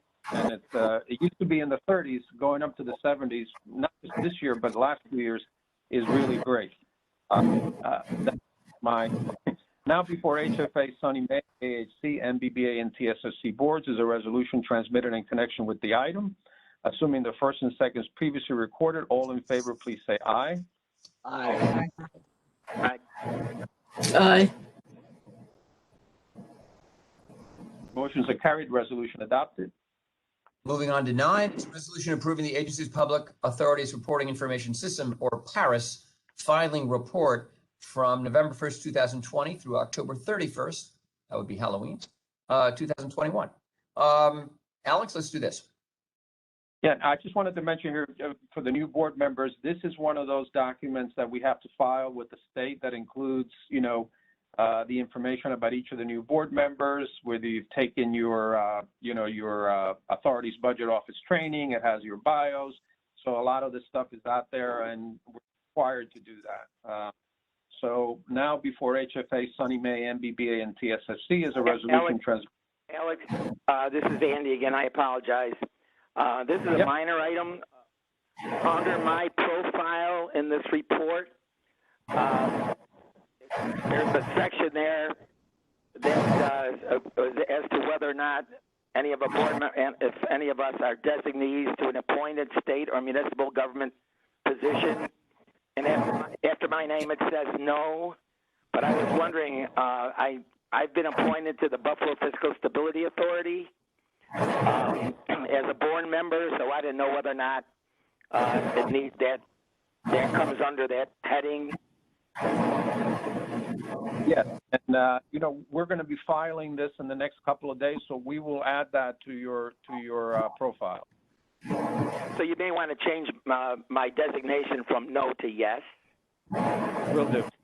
And I don't know if it's a state, if the Buffalo Fiscal Stability Authority is a state authority or a municipal authority. I'm assuming it is a state. So if they make that amendment, that'd be great. Okay, we will do that. Okay, thank you. I apologize. No. You're a good and loyal Buffalonian to take on that added responsibility. Well, the American Rescue Plan has helped out a lot. made it easy for us. Good to hear. Alex, we'll keep moving forward. The next item is 10, which is the resolution approving. Alex, did we actually approve the Paris filing before Andy's comment, or do we have to vote on it? Let's do that. Now before HFA, Sunny May, PBA, and TSFC is a resolution submitted in connection with the item, assuming the first and second is previously recorded. All in favor say aye. Aye. Aye. Aye. Right. Okay, the motions are carried and the resolution adopted. Let's go to 10. Let's go to 10. And friends, there's a little static on the line, so please mute yourself, except when you go to speak or make a comment, because we're getting, like I say, some funny sounds and feedback. 10 is a resolution approving acquisition, disposition, and inventory guidelines and reports. Alex, let's do this. Now before HFA, Sunny May, and NBBA is a resolution transmitted in connection with the item, assuming first and second previously recorded. All in favor, please say aye. Aye. Aye. Aye.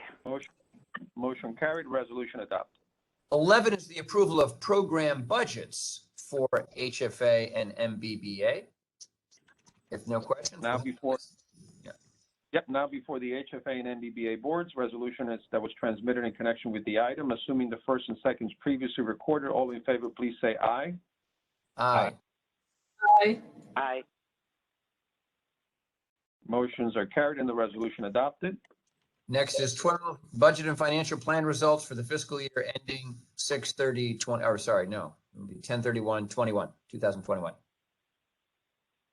Now before HFA, Sunny May, TSFC, and MBBA is a resolution transmitted in connection with this item, assuming the first and second is previously recorded. All in favor say aye. Aye. Aye. Aye. Motions are carried, the resolution adopted. 13, approval of the 2021 HFA audited supplementary financial information, or OFI, financial information report.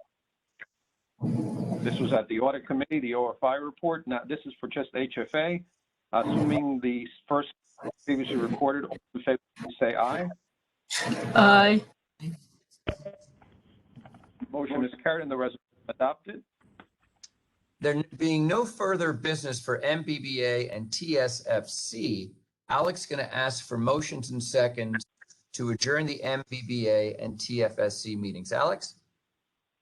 Assuming the first and second is previously entered for MBBA and TSFC, all in favor of adjourning, please signify by saying aye. Aye. Aye. The meetings are adjourned. Our next MBBA meeting and TSFC is scheduled for April 14th. Alex, thank you. And thank you to our members and directors from MBBA and TSFC. And I'll just note for the record that when Andy comes back before the board, Alex, with his new financing plan for the stadium of the Buffalo Bills, since the governor has been silent on how to pay for that new stadium, you know Andy will be before us with his unique MBBA proposal for probably. Hey, I'm on the side of the taxpayers on this one. I don't think that the owners should have the taxpayers pony up as much as they're asking for. So I'd definitely be certainly against having us spend more billions of dollars or more than we need to as taxpayers. So again, I think that's the fiscal conservatism in my. As far as protecting taxpayers concerned for a stadium, that's to make billions of dollars for the owners. But that being said, hopefully the plan will be fair to all of us, and we get a good stadium here in Western New York. Well, there you go. I'm sure Judge Sconyers would agree with me. Hi, Rose. After the heartbreak of Sunday night, I guess we should at least consider this, although the less the taxpayers are on the hook, the more resources available for affordable housing, which after all is the mission of these agencies. But we wish you well and your Bills well. There is at least one competitive football team in the state of New York, and we know who they are. Go. Yeah, well, thank you so much. That was a heartbreaker, no question. And our coaches, coaches should be ashamed of themselves. Bye, everybody. Bye, Andy. Take care. Thank you so much. Take care. Bye. Good luck. Good luck, everybody. Bye. All right. Thanks, Andy. Goodbye, everyone. Bye-bye. Have a great day. Oh, thanks. Thank you. 14, resolution of Sunny May mortgage. These are next set of items are mortgage insurance committee items. And these are the two projects we're looking at today. Resolution of Sunny May Mortgage Insurance Committee approving 70% mortgage insurance on a $5,700,000 CPC permanent first mortgage loan for the Woods project in Pauling, Dutchess County. Before we go into these, just a reminder that we all received information on the new kind of, just for, FYI, Fair Housing Scorecard about these projects. And I just want to acknowledge that we got that and it's super helpful. You can comment on that later, but always good to consider. So Mike, it's good to see you. Thank you. It looks like you're even in the office today, which is great. So why don't you walk us through the Woods project? Sure. Good morning. This project is being developed in a well-resourced area. Lindsay Counts did the analysis. It comprises construction of 80 moderate, low, and very low income units. And there's a schedule of initial rents and affordability levels on page 3 of the project summary. It's a highly subsidized project. In addition to the insured first mortgage, there's a $3.2 million HFA middle income program loan, a $350,000 Dutchess County loan, $13.4 million in federal low income housing tax credits, and $2.2 million in state low income housing tax credits. It's being developed by Ken and Sean Carney, who are highly experienced and highly regarded developers of affordable housing in the Hudson Valley. And this is the 16th loan that Sunny Mae will insure for Ken and Sean Carney, aggregating $68 million. Mike, thank you. The insured loan is $72,000 per unit, which equals 22% of the project's total development cost of $319,000 per unit. So this is a very efficient project. Great, thank you. Any questions for Mike on the project? Alex, let's do it.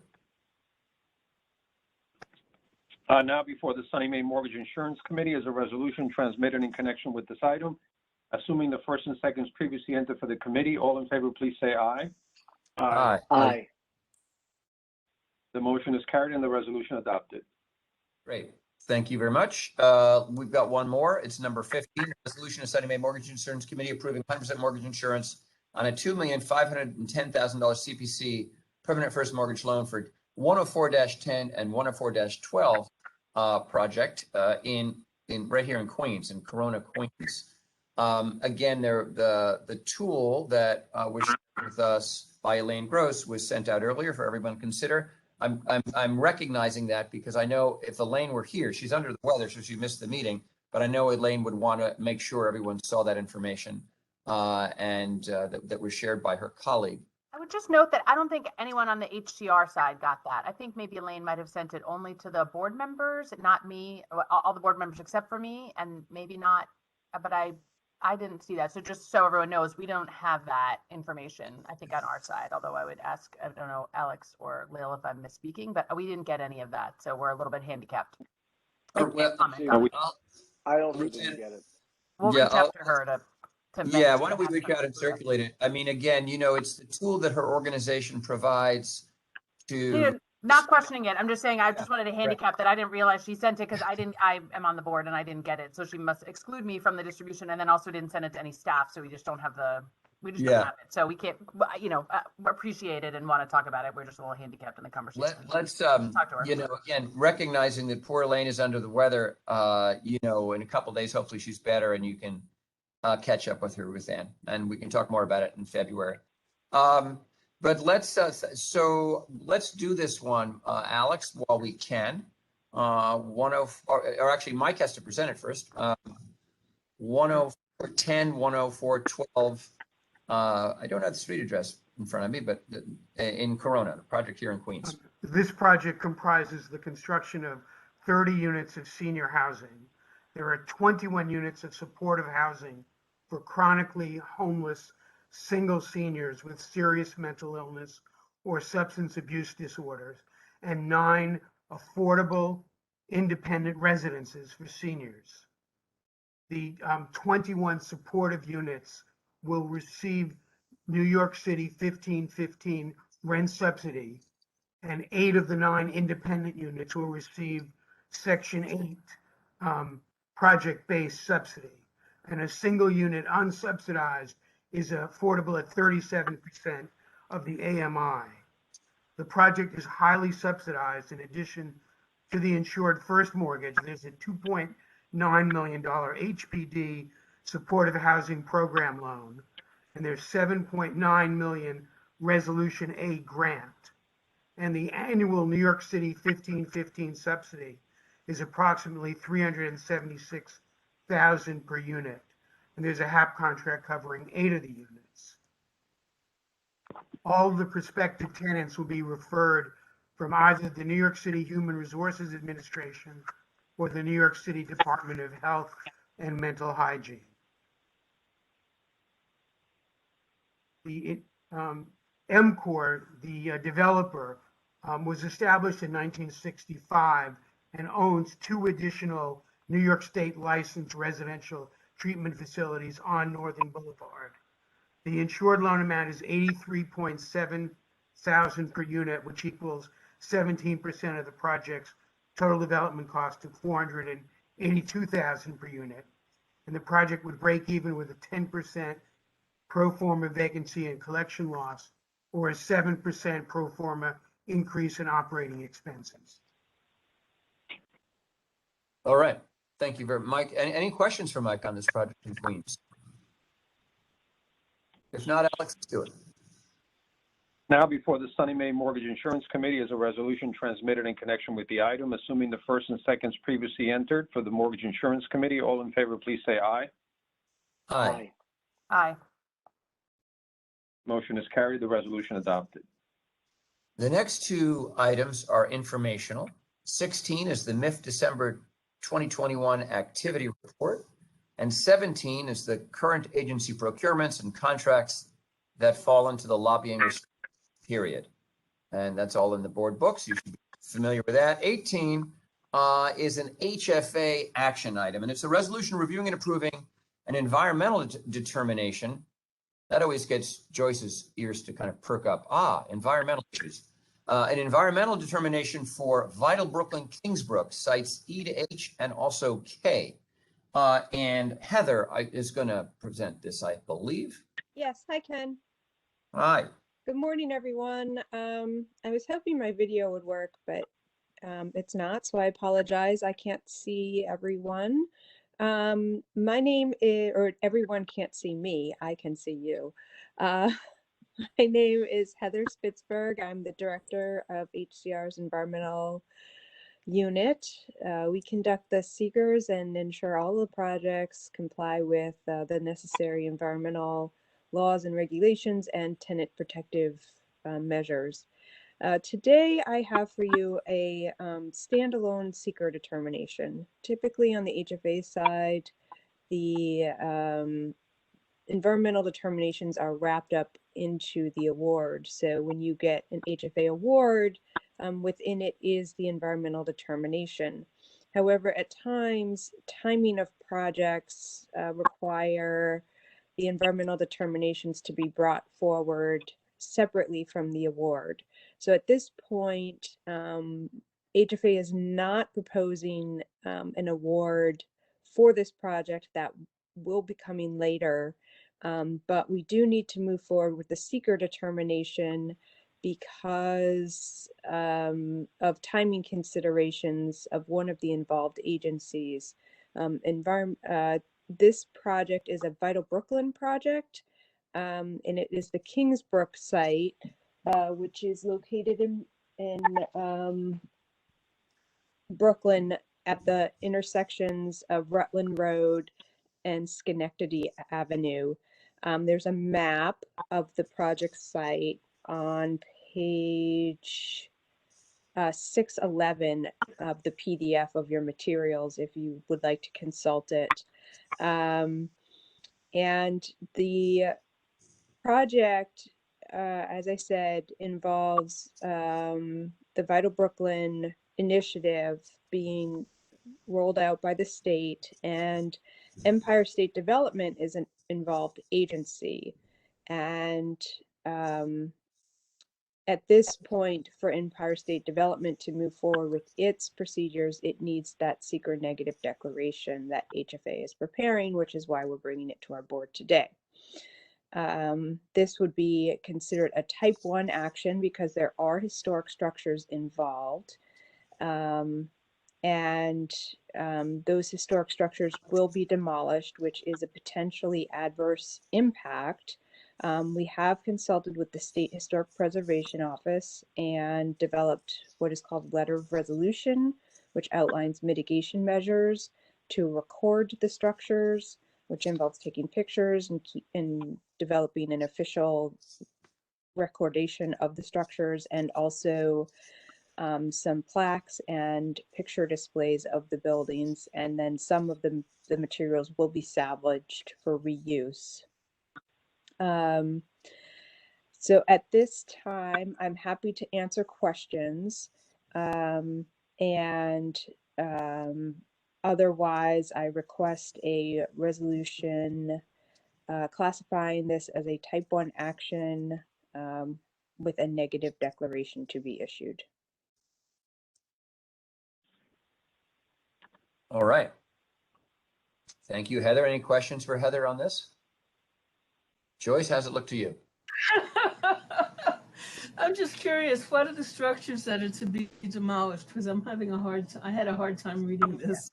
Okay, so are you looking at the packet of information? The specific structures to be demolished are listed on page 625 in the third paragraph, and they are on. They are called the Leviton, Lafrock, Blumberg, and Mason pavilions, and they are. I'm trying to get they're on sites E through H. And if you would like more information about those buildings, I can provide that to you separately. We have a full alternatives analysis and write-up about the buildings and their historical significance. I think part of the letter of resolution, the new designs are going to incorporate features of the original building.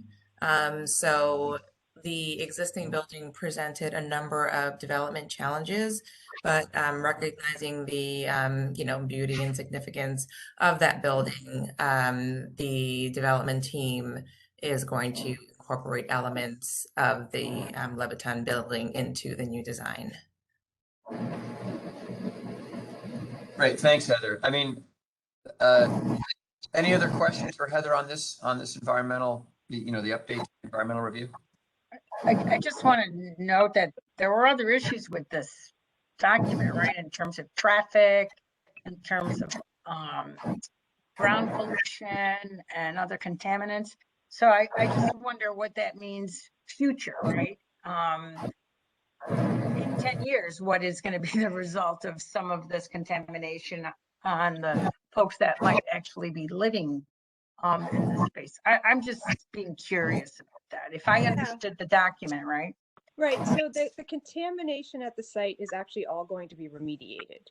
So there will be soils removed from the site, and any remaining groundwater or soil contamination will be capped. And then there will be testing within the building, and to the extent that there's any soil vapor intrusion into the building, subslab systems will be activated. This is a very typical procedure for buildings, especially with historic fill. So we're very confident that tenants will be protected at the site in the building. In terms of the traffic, that was determined to be a minor issue, and that will be adjusted with changes to traffic lighting, and there may be one additional bus circulate, not a new bus route, but a new bus added to the route to address the pedestrians. So that would be something that's called a cumulative effect. So there was an accumulative effect analysis done on the traffic and pedestrians, and there will also be some relining done of the street around the building. Okay, and then was there much community opposition to this plan at all, or? No. That's a curiosity question. Yes, that's something we always ask. And no, we brought that up, especially in regard to this letter of resolution that was developed, and there was a community board meeting. The plan was presented to a community board meeting and to the legislators in the area, and there was no opposition voiced. So I think big questions are worth noting, and it's just a reminder that, and we're going to see more of these, and we'll be hearing from Heather in the future, because if we're going to develop more affordable housing in the 5 boroughs of New York City, which is a fully built environment, minus some space for parks and a little bit of industrial waterfront, the land that's left is land that's already been used, and in many cases a prior industrial use, or in this case a 19th century hospital, healthcare use, but there are no greenfields left. And so, the rezoning, Gowanus rezoning in Brooklyn is going to lead to hundreds of new units on the banks of one of the most of a Superfund site, right, in downtown Brooklyn. The Public Place, which is the old Brooklyn Union Gas site, not far from the Gowanus site, huge site for a big affordable housing development. But again, the remediation program there has taken decades because it was a former gas site. So be a interesting one, and at some point, maybe for informational purposes, Heather could walk us through in layman's terms, what it takes to reclaim a former industrial site and make it safe on a long-term basis for housing, because it's technical, and Heather's an expert in that. It's interesting, but again, those are the sites that we have left if we're serious about building more affordable housing here in the city.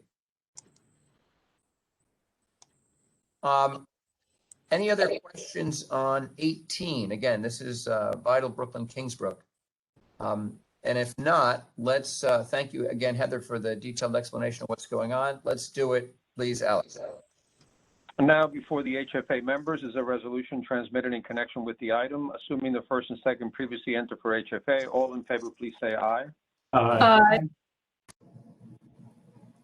Motion is carried. The resolution adopted.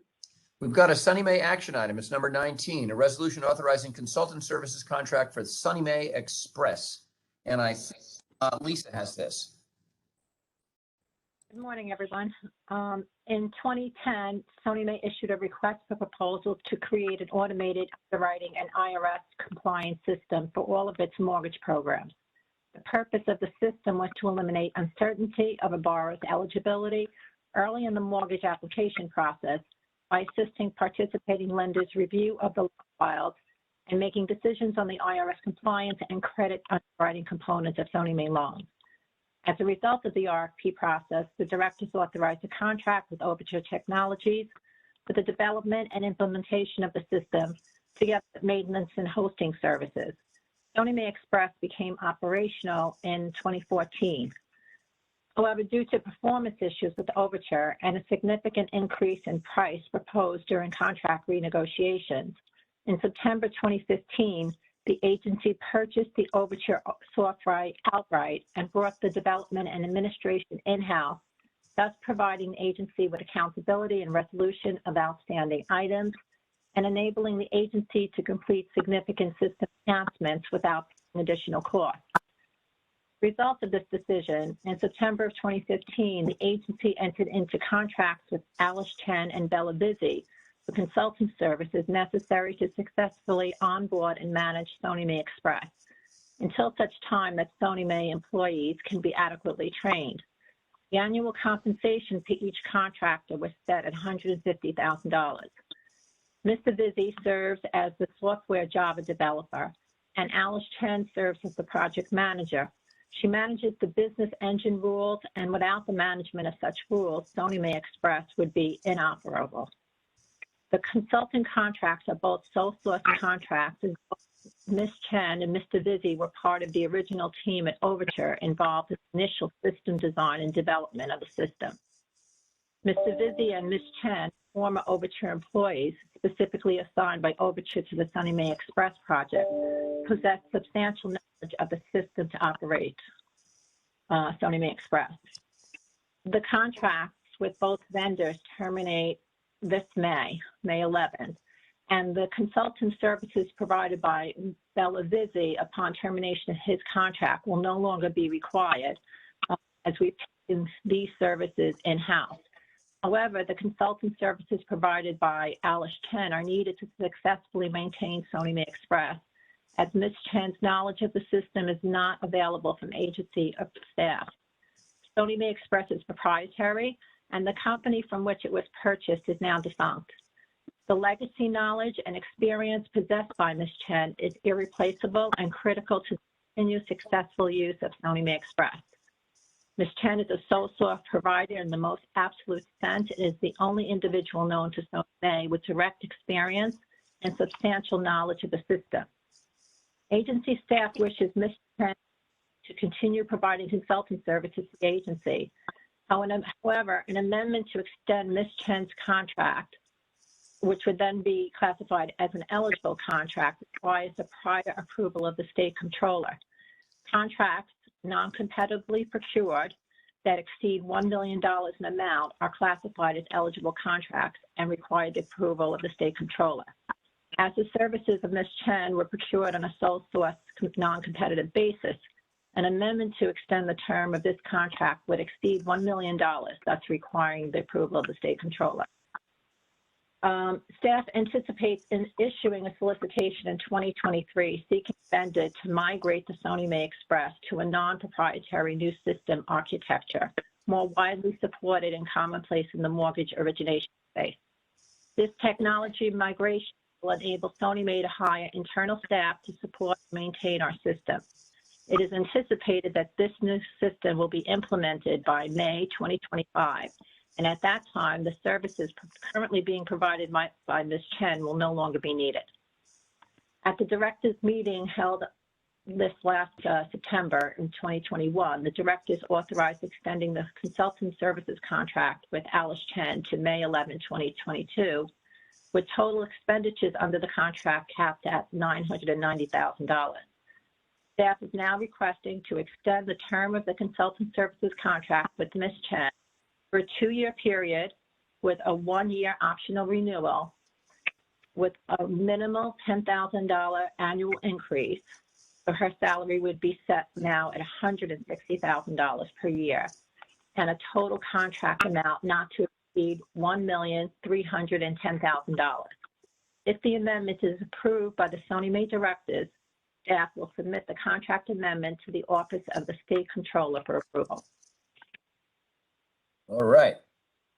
Thank you, Lisa, for that presentation. Any questions on this item? I think it's our last Sony May item for the morning. Alex, let's do it. Now before the Sony May directors is a resolution transmitted in connection with this item. Assuming the first and second previously entered for Sony May, all in favor, please say aye. Aye. Aye. The motion is carried and the resolution adopted. All right, very good. Hopefully that is helpful for Sony May Express. We now have, Alex, I think there isn't anything else this morning for the Sony May board. I feel like discussing them. What do you think about that? Should we let them go? I'm in the mood to let them go. Oh, you're such a nice guy. I think we want to say we're having such a good time. This is so much fun. George, you're going to have to stay. Assuming the first and second previously entered for Sony May, all in favor of adjourning, please signify by saying aye. Aye. Motion is carried. The resolution adopted. The next Sony May meeting is Thursday, February 17th. Alex, and now we move. It feels right around the corner. Bye, everybody. Bye, Dave. Bye. Thank you. Thank you. See you in a few weeks. All righty. Now we've got the AHC consent item number 20, a resolution authorizing an award of grant funds for certain projects. Alex? Now before AHC is a resolution transmitted in connection with the item, assuming the first and second is previously entered. All in favor, please say aye. Aye. This makes Dominic Martello very happy. We're Dominic likes to say that we save the best for last, Alex. You know, that's his view. That's right. That's right. We're now going to move to items to be considered by the Housing Trust Fund Corporation, run by our friend Dominic. These items are found in the Housing Trust Fund Corporation board book. We have a number of items. In the interest of time, I'd like to please ask the staff presenting the HTFC items this morning to do sort of executive summaries or find ways to keep the presentations brief, because again, we actually have a good number of these to cover, and we've promised directors we'd be out of here by 11:30, and frankly, it'd be good for all of us if we could get even a couple minutes before that. So just jump right in. Item 1, approval of the transcript meeting held on December 9th. Transcript is deemed approved and absent any comments or corrections from members. Everybody good with the transcript of the last meeting? Great. 2 is a resolution authorizing an increase. This is the part Dominic Martello always appreciates. An increase, I repeat, in New York State Housing Trust Fund awards. Now, we're gonna give this to Brett, I believe. Good morning, Brett. Good morning. I will be brief. This is, if it looks familiar, this is an item that we actually brought to the board at the December meeting, and we didn't quite have a quorum to pass it, so we're representing it to the board. It's a request to increase the Housing Trust Fund award to an operational and now complete project that's moving towards permanent conversion in the amount of $692,000. Any increase to an award previously approved by the board above 10% of that original award is we're required to seek the board's approval for that increase.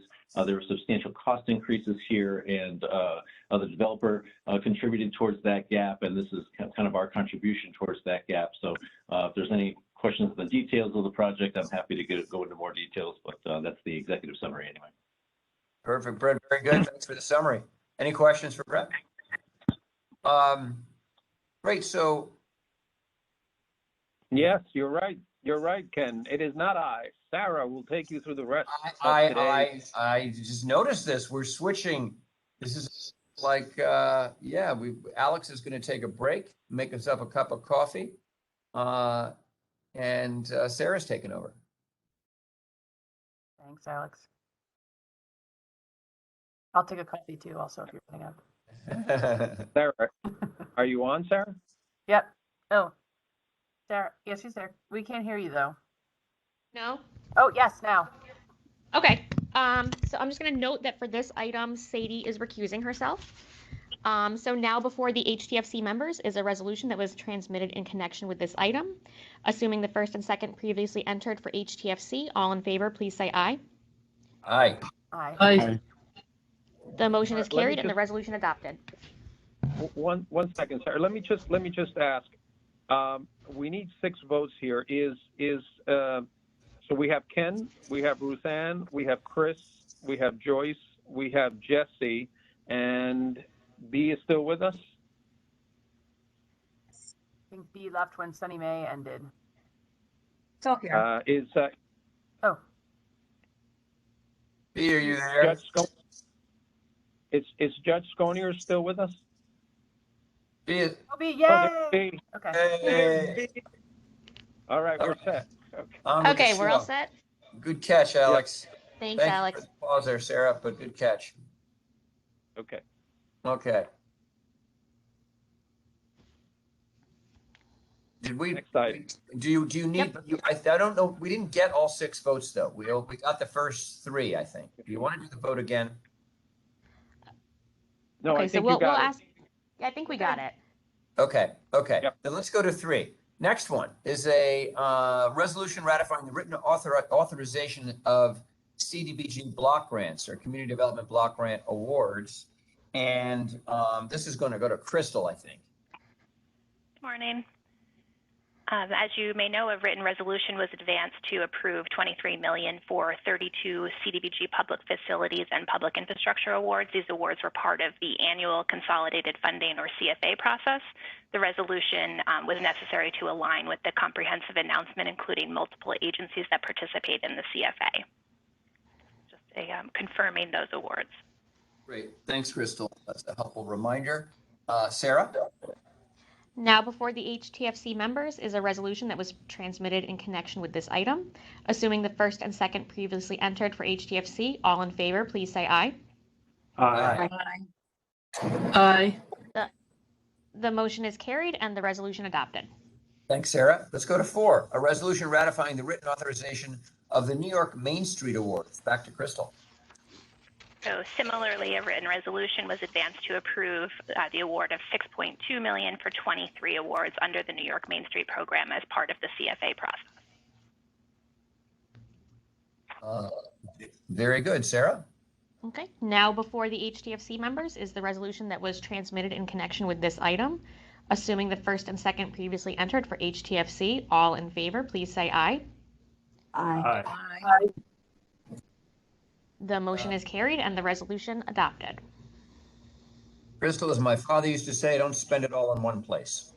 Unless it's a Main Street. By the way, Ruth Ann didn't mention this, I don't think she did, but in the governor's executive budget, there's a new round of funding for things like DRI, the Downtown Revitalization Initiative, these Main Street programs. I think we're seeing a lot of investment in, especially for smaller towns and rural communities, Main Street revitalization projects and small cities. And I do not count Syracuse be as a small city. It's a very big city, but it has surrounding areas that need that sort of investment.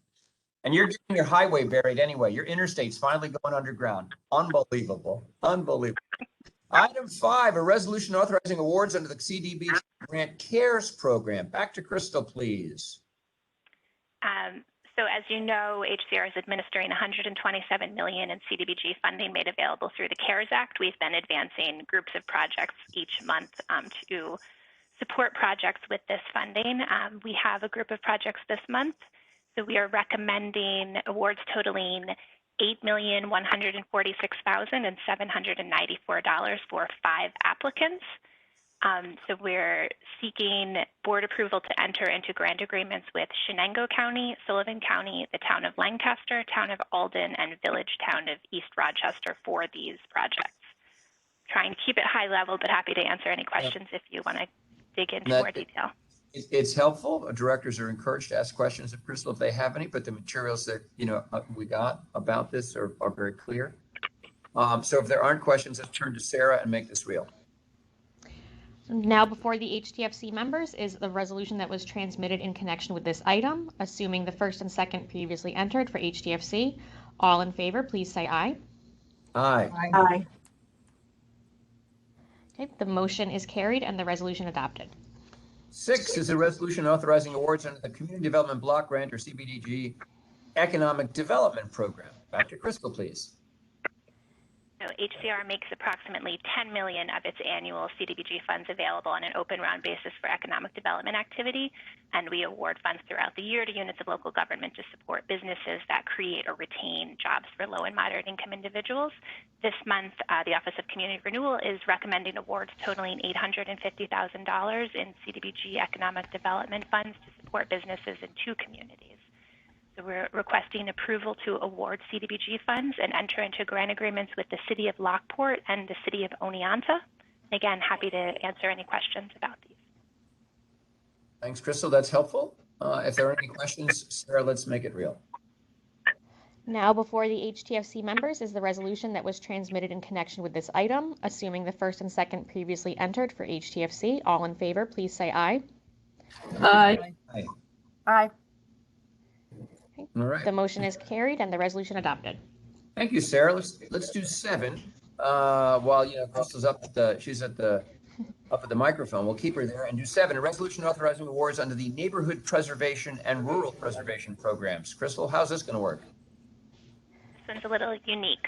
The Office of Community Renewal requests approval to award funds and enter into grant agreements to allow new non-for-profit organizations to join the rural and neighborhood preservation programs. The Office of Community Renewal released a request for applications in October to open the program to add new organizations. The opportunity was made available to fill vacancies in the program from other organizations opting out or organizations that were terminated due to noncompliance. Applications received or reviewed for eligibility against statutory and regulatory requirements like board composition, service areas, and organizational budgets. Any applications that were determined eligible were reviewed in accordance with qualitative criteria outlined in the request for applications. Based on the review, we are requesting approval to award and enter into grant agreements with 2 new Rural Preservation Program participants and 1 new Neighborhood Preservation Program participant. The award amounts will be consistent with the funding approved earlier this year for existing program participants, which is $91,223 for neighborhood preservation companies and $89,827 for rural preservation companies. Thank you for your consideration. Happy to answer any questions about this item. Thank you, Crystal. Any questions for Crystal on this? Excellent and very important programs. Sarah, let's do the honors, please. Now before the HTFC members is a resolution that was transmitted in connection with this item. Assuming the first and second previously entered for HTFC, all in favor, please say aye. Aye. Aye. Aye. The motion is carried and the resolution adopted. Item so much. 8. Thank you, Crystal. Thanks for your presentations. And good luck with all those great projects. 8 is the resolution authorizing reports of Section 8 project-based vouchers. For this, we're going to turn to Rebecca.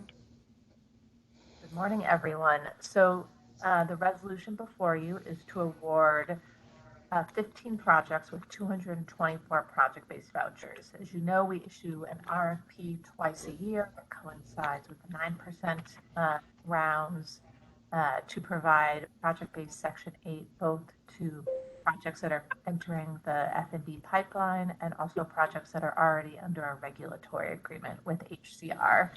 And these vouchers provide the tenants with affordable rents and help subsidize the property. And I'm happy to answer any questions about the project-based vouchers.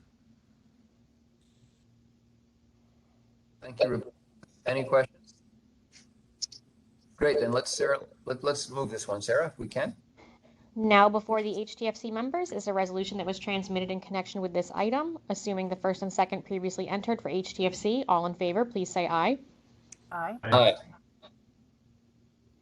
The motion is carried and the resolution adopted. While Rebecca is still at the podium, we'll give her number 9, a resolution approving the transfer and assignment of a housing choice voucher program from the Village of Seacliff to the Housing Trust Fund Corporation. So the Village of Seacliff in Nassau County currently has 20 Section 8 vouchers from HUD. They find the administration of these vouchers to be burdensome, and so HUD has requested that the Housing Trust Fund Corporation assume these 20 vouchers starting in June. We are loath to let any rental assistance leave the state of New York, and so I am asking the board's approval to assume these 20 vouchers. It's interesting that you need a board vote to take a voucher, but you'd think that there would be a default position if the locality couldn't do it. But requires a board vote, I guess. Yeah. Any questions on that? Because if not, Sarah can make it happen. We get these vouchers back, put them to good use. Okay. Now before the HTFC members is a resolution that was transmitted in connection with this item. Assuming the first and second previously entered for HTFC, all in favor, please say aye. Aye. All right. Okay, Rebecca, thank the you. motion is carried and resolution adopted. And our thanks to Rebecca for both of her items this morning. So let's go to number 10, a resolution authorizing entry into a consultant services agreement with Witt O'Brien's LLC. And I think Amy Chan presents this one today. Good morning, Amy. Good morning, board members. So the item before you is an authorization to amend the consultant services contract with Witt O'Brien's LLC. Previously, the board approved a 4-month period of contract with Witt O'Brien's for up to $275,000 to support the corporation in standing up the New York State Homeowner Assistance Fund program, or HAF. We are seeking your approval today to extend the term of the contract for 9 months and to expand the scope to include fraud prevention and technology support. The contract would increase by $300,000 to a total not to exceed of $575,000. We respectfully request for your approval today. and I'm happy to answer any questions. Thank you, Amy. If there are no questions for Amy, Sarah, let's try to make this one a reality. Now before the HTFC members is a resolution that was transmitted in connection with this item. Assuming the first and second previously entered for HTFC, all in favor, please say aye. Aye. Aye. Aye. The motion is carried and the resolution adopted. Thank you, Sarah, and thanks especially to Amy. 11 is a resolution authorizing entry into contracts with vendors providing fair housing testing services. And this one will be presented by Nadja Salcedo. Nadja? Hi, everybody.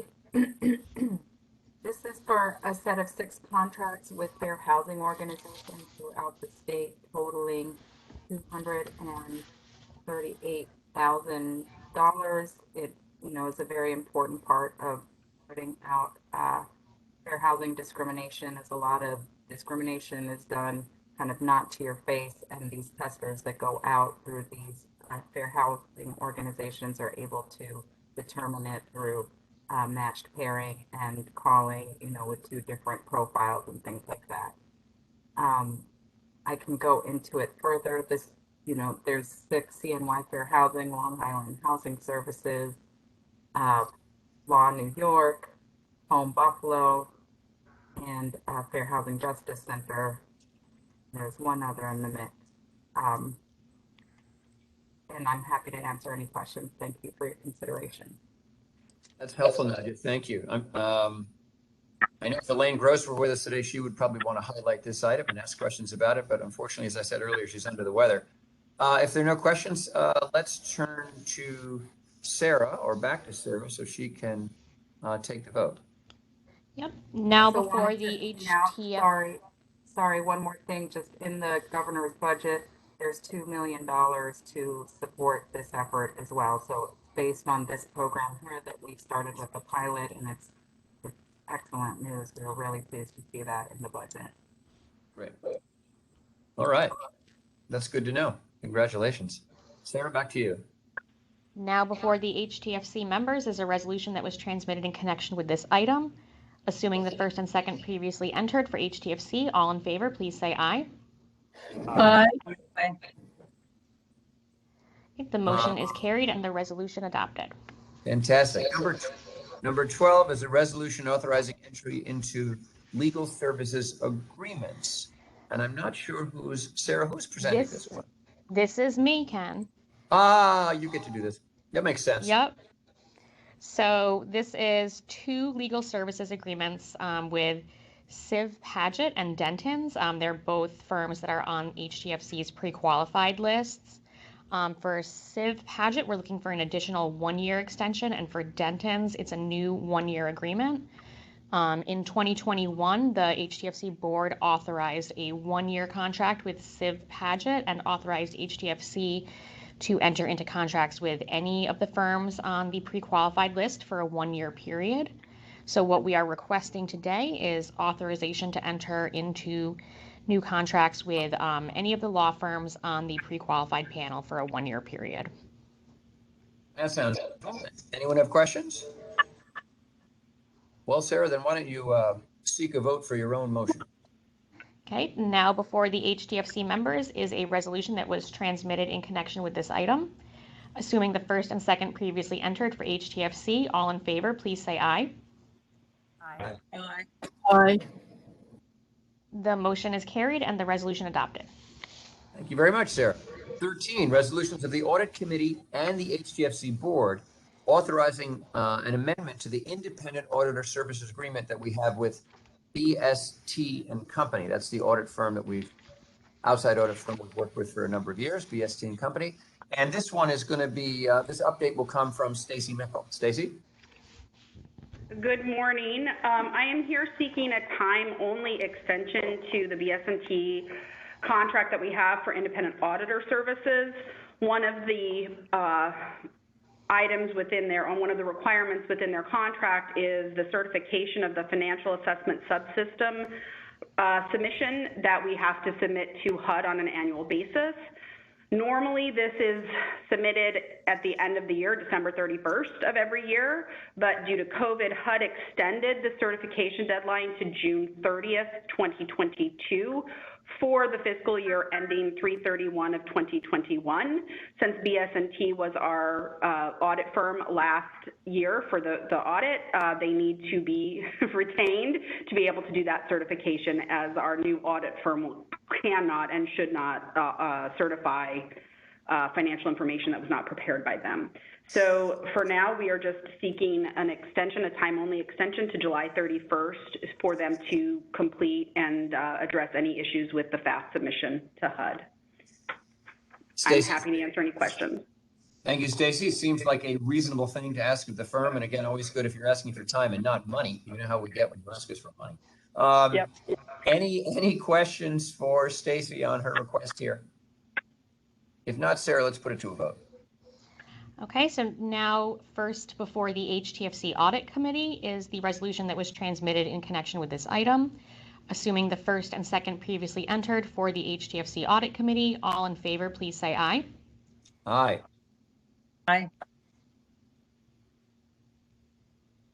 Okay, the motion is carried and the resolution adopted. Now before the HTFC members is the resolution that was transmitted in connection with this item. Assuming the first and second previously entered for HTFC, all in favor, please say aye. Aye. Aye. Okay, the motion is carried and the resolution adopted. Sarah, thank you. Now, let me pause just to say, hey, Alex, I think Sarah did really well. What do you think? She did okay. Thank you. Did great. She did great. Thank you, Sarah. Thank you, Sarah, for stepping in and helping out this morning. Well, at this point, we have some remaining HTFC agenda items, which are simply informational, so no discussions needed unless anyone wants to do that. I'll just read them off kind of quick. They're in your materials. Item 14, a review of the Hcr Type 2 actions. 15, the annual housing agency plan submission. 16, a review of agency procurements and contracts in the lobbying restricted period in which we find ourselves now. And 17, a review of executed agreements under the Cdbg disaster recovery program. Again, these items are all detailed in the materials. Let me pause and see if anyone has any questions about those four items 14 through 17.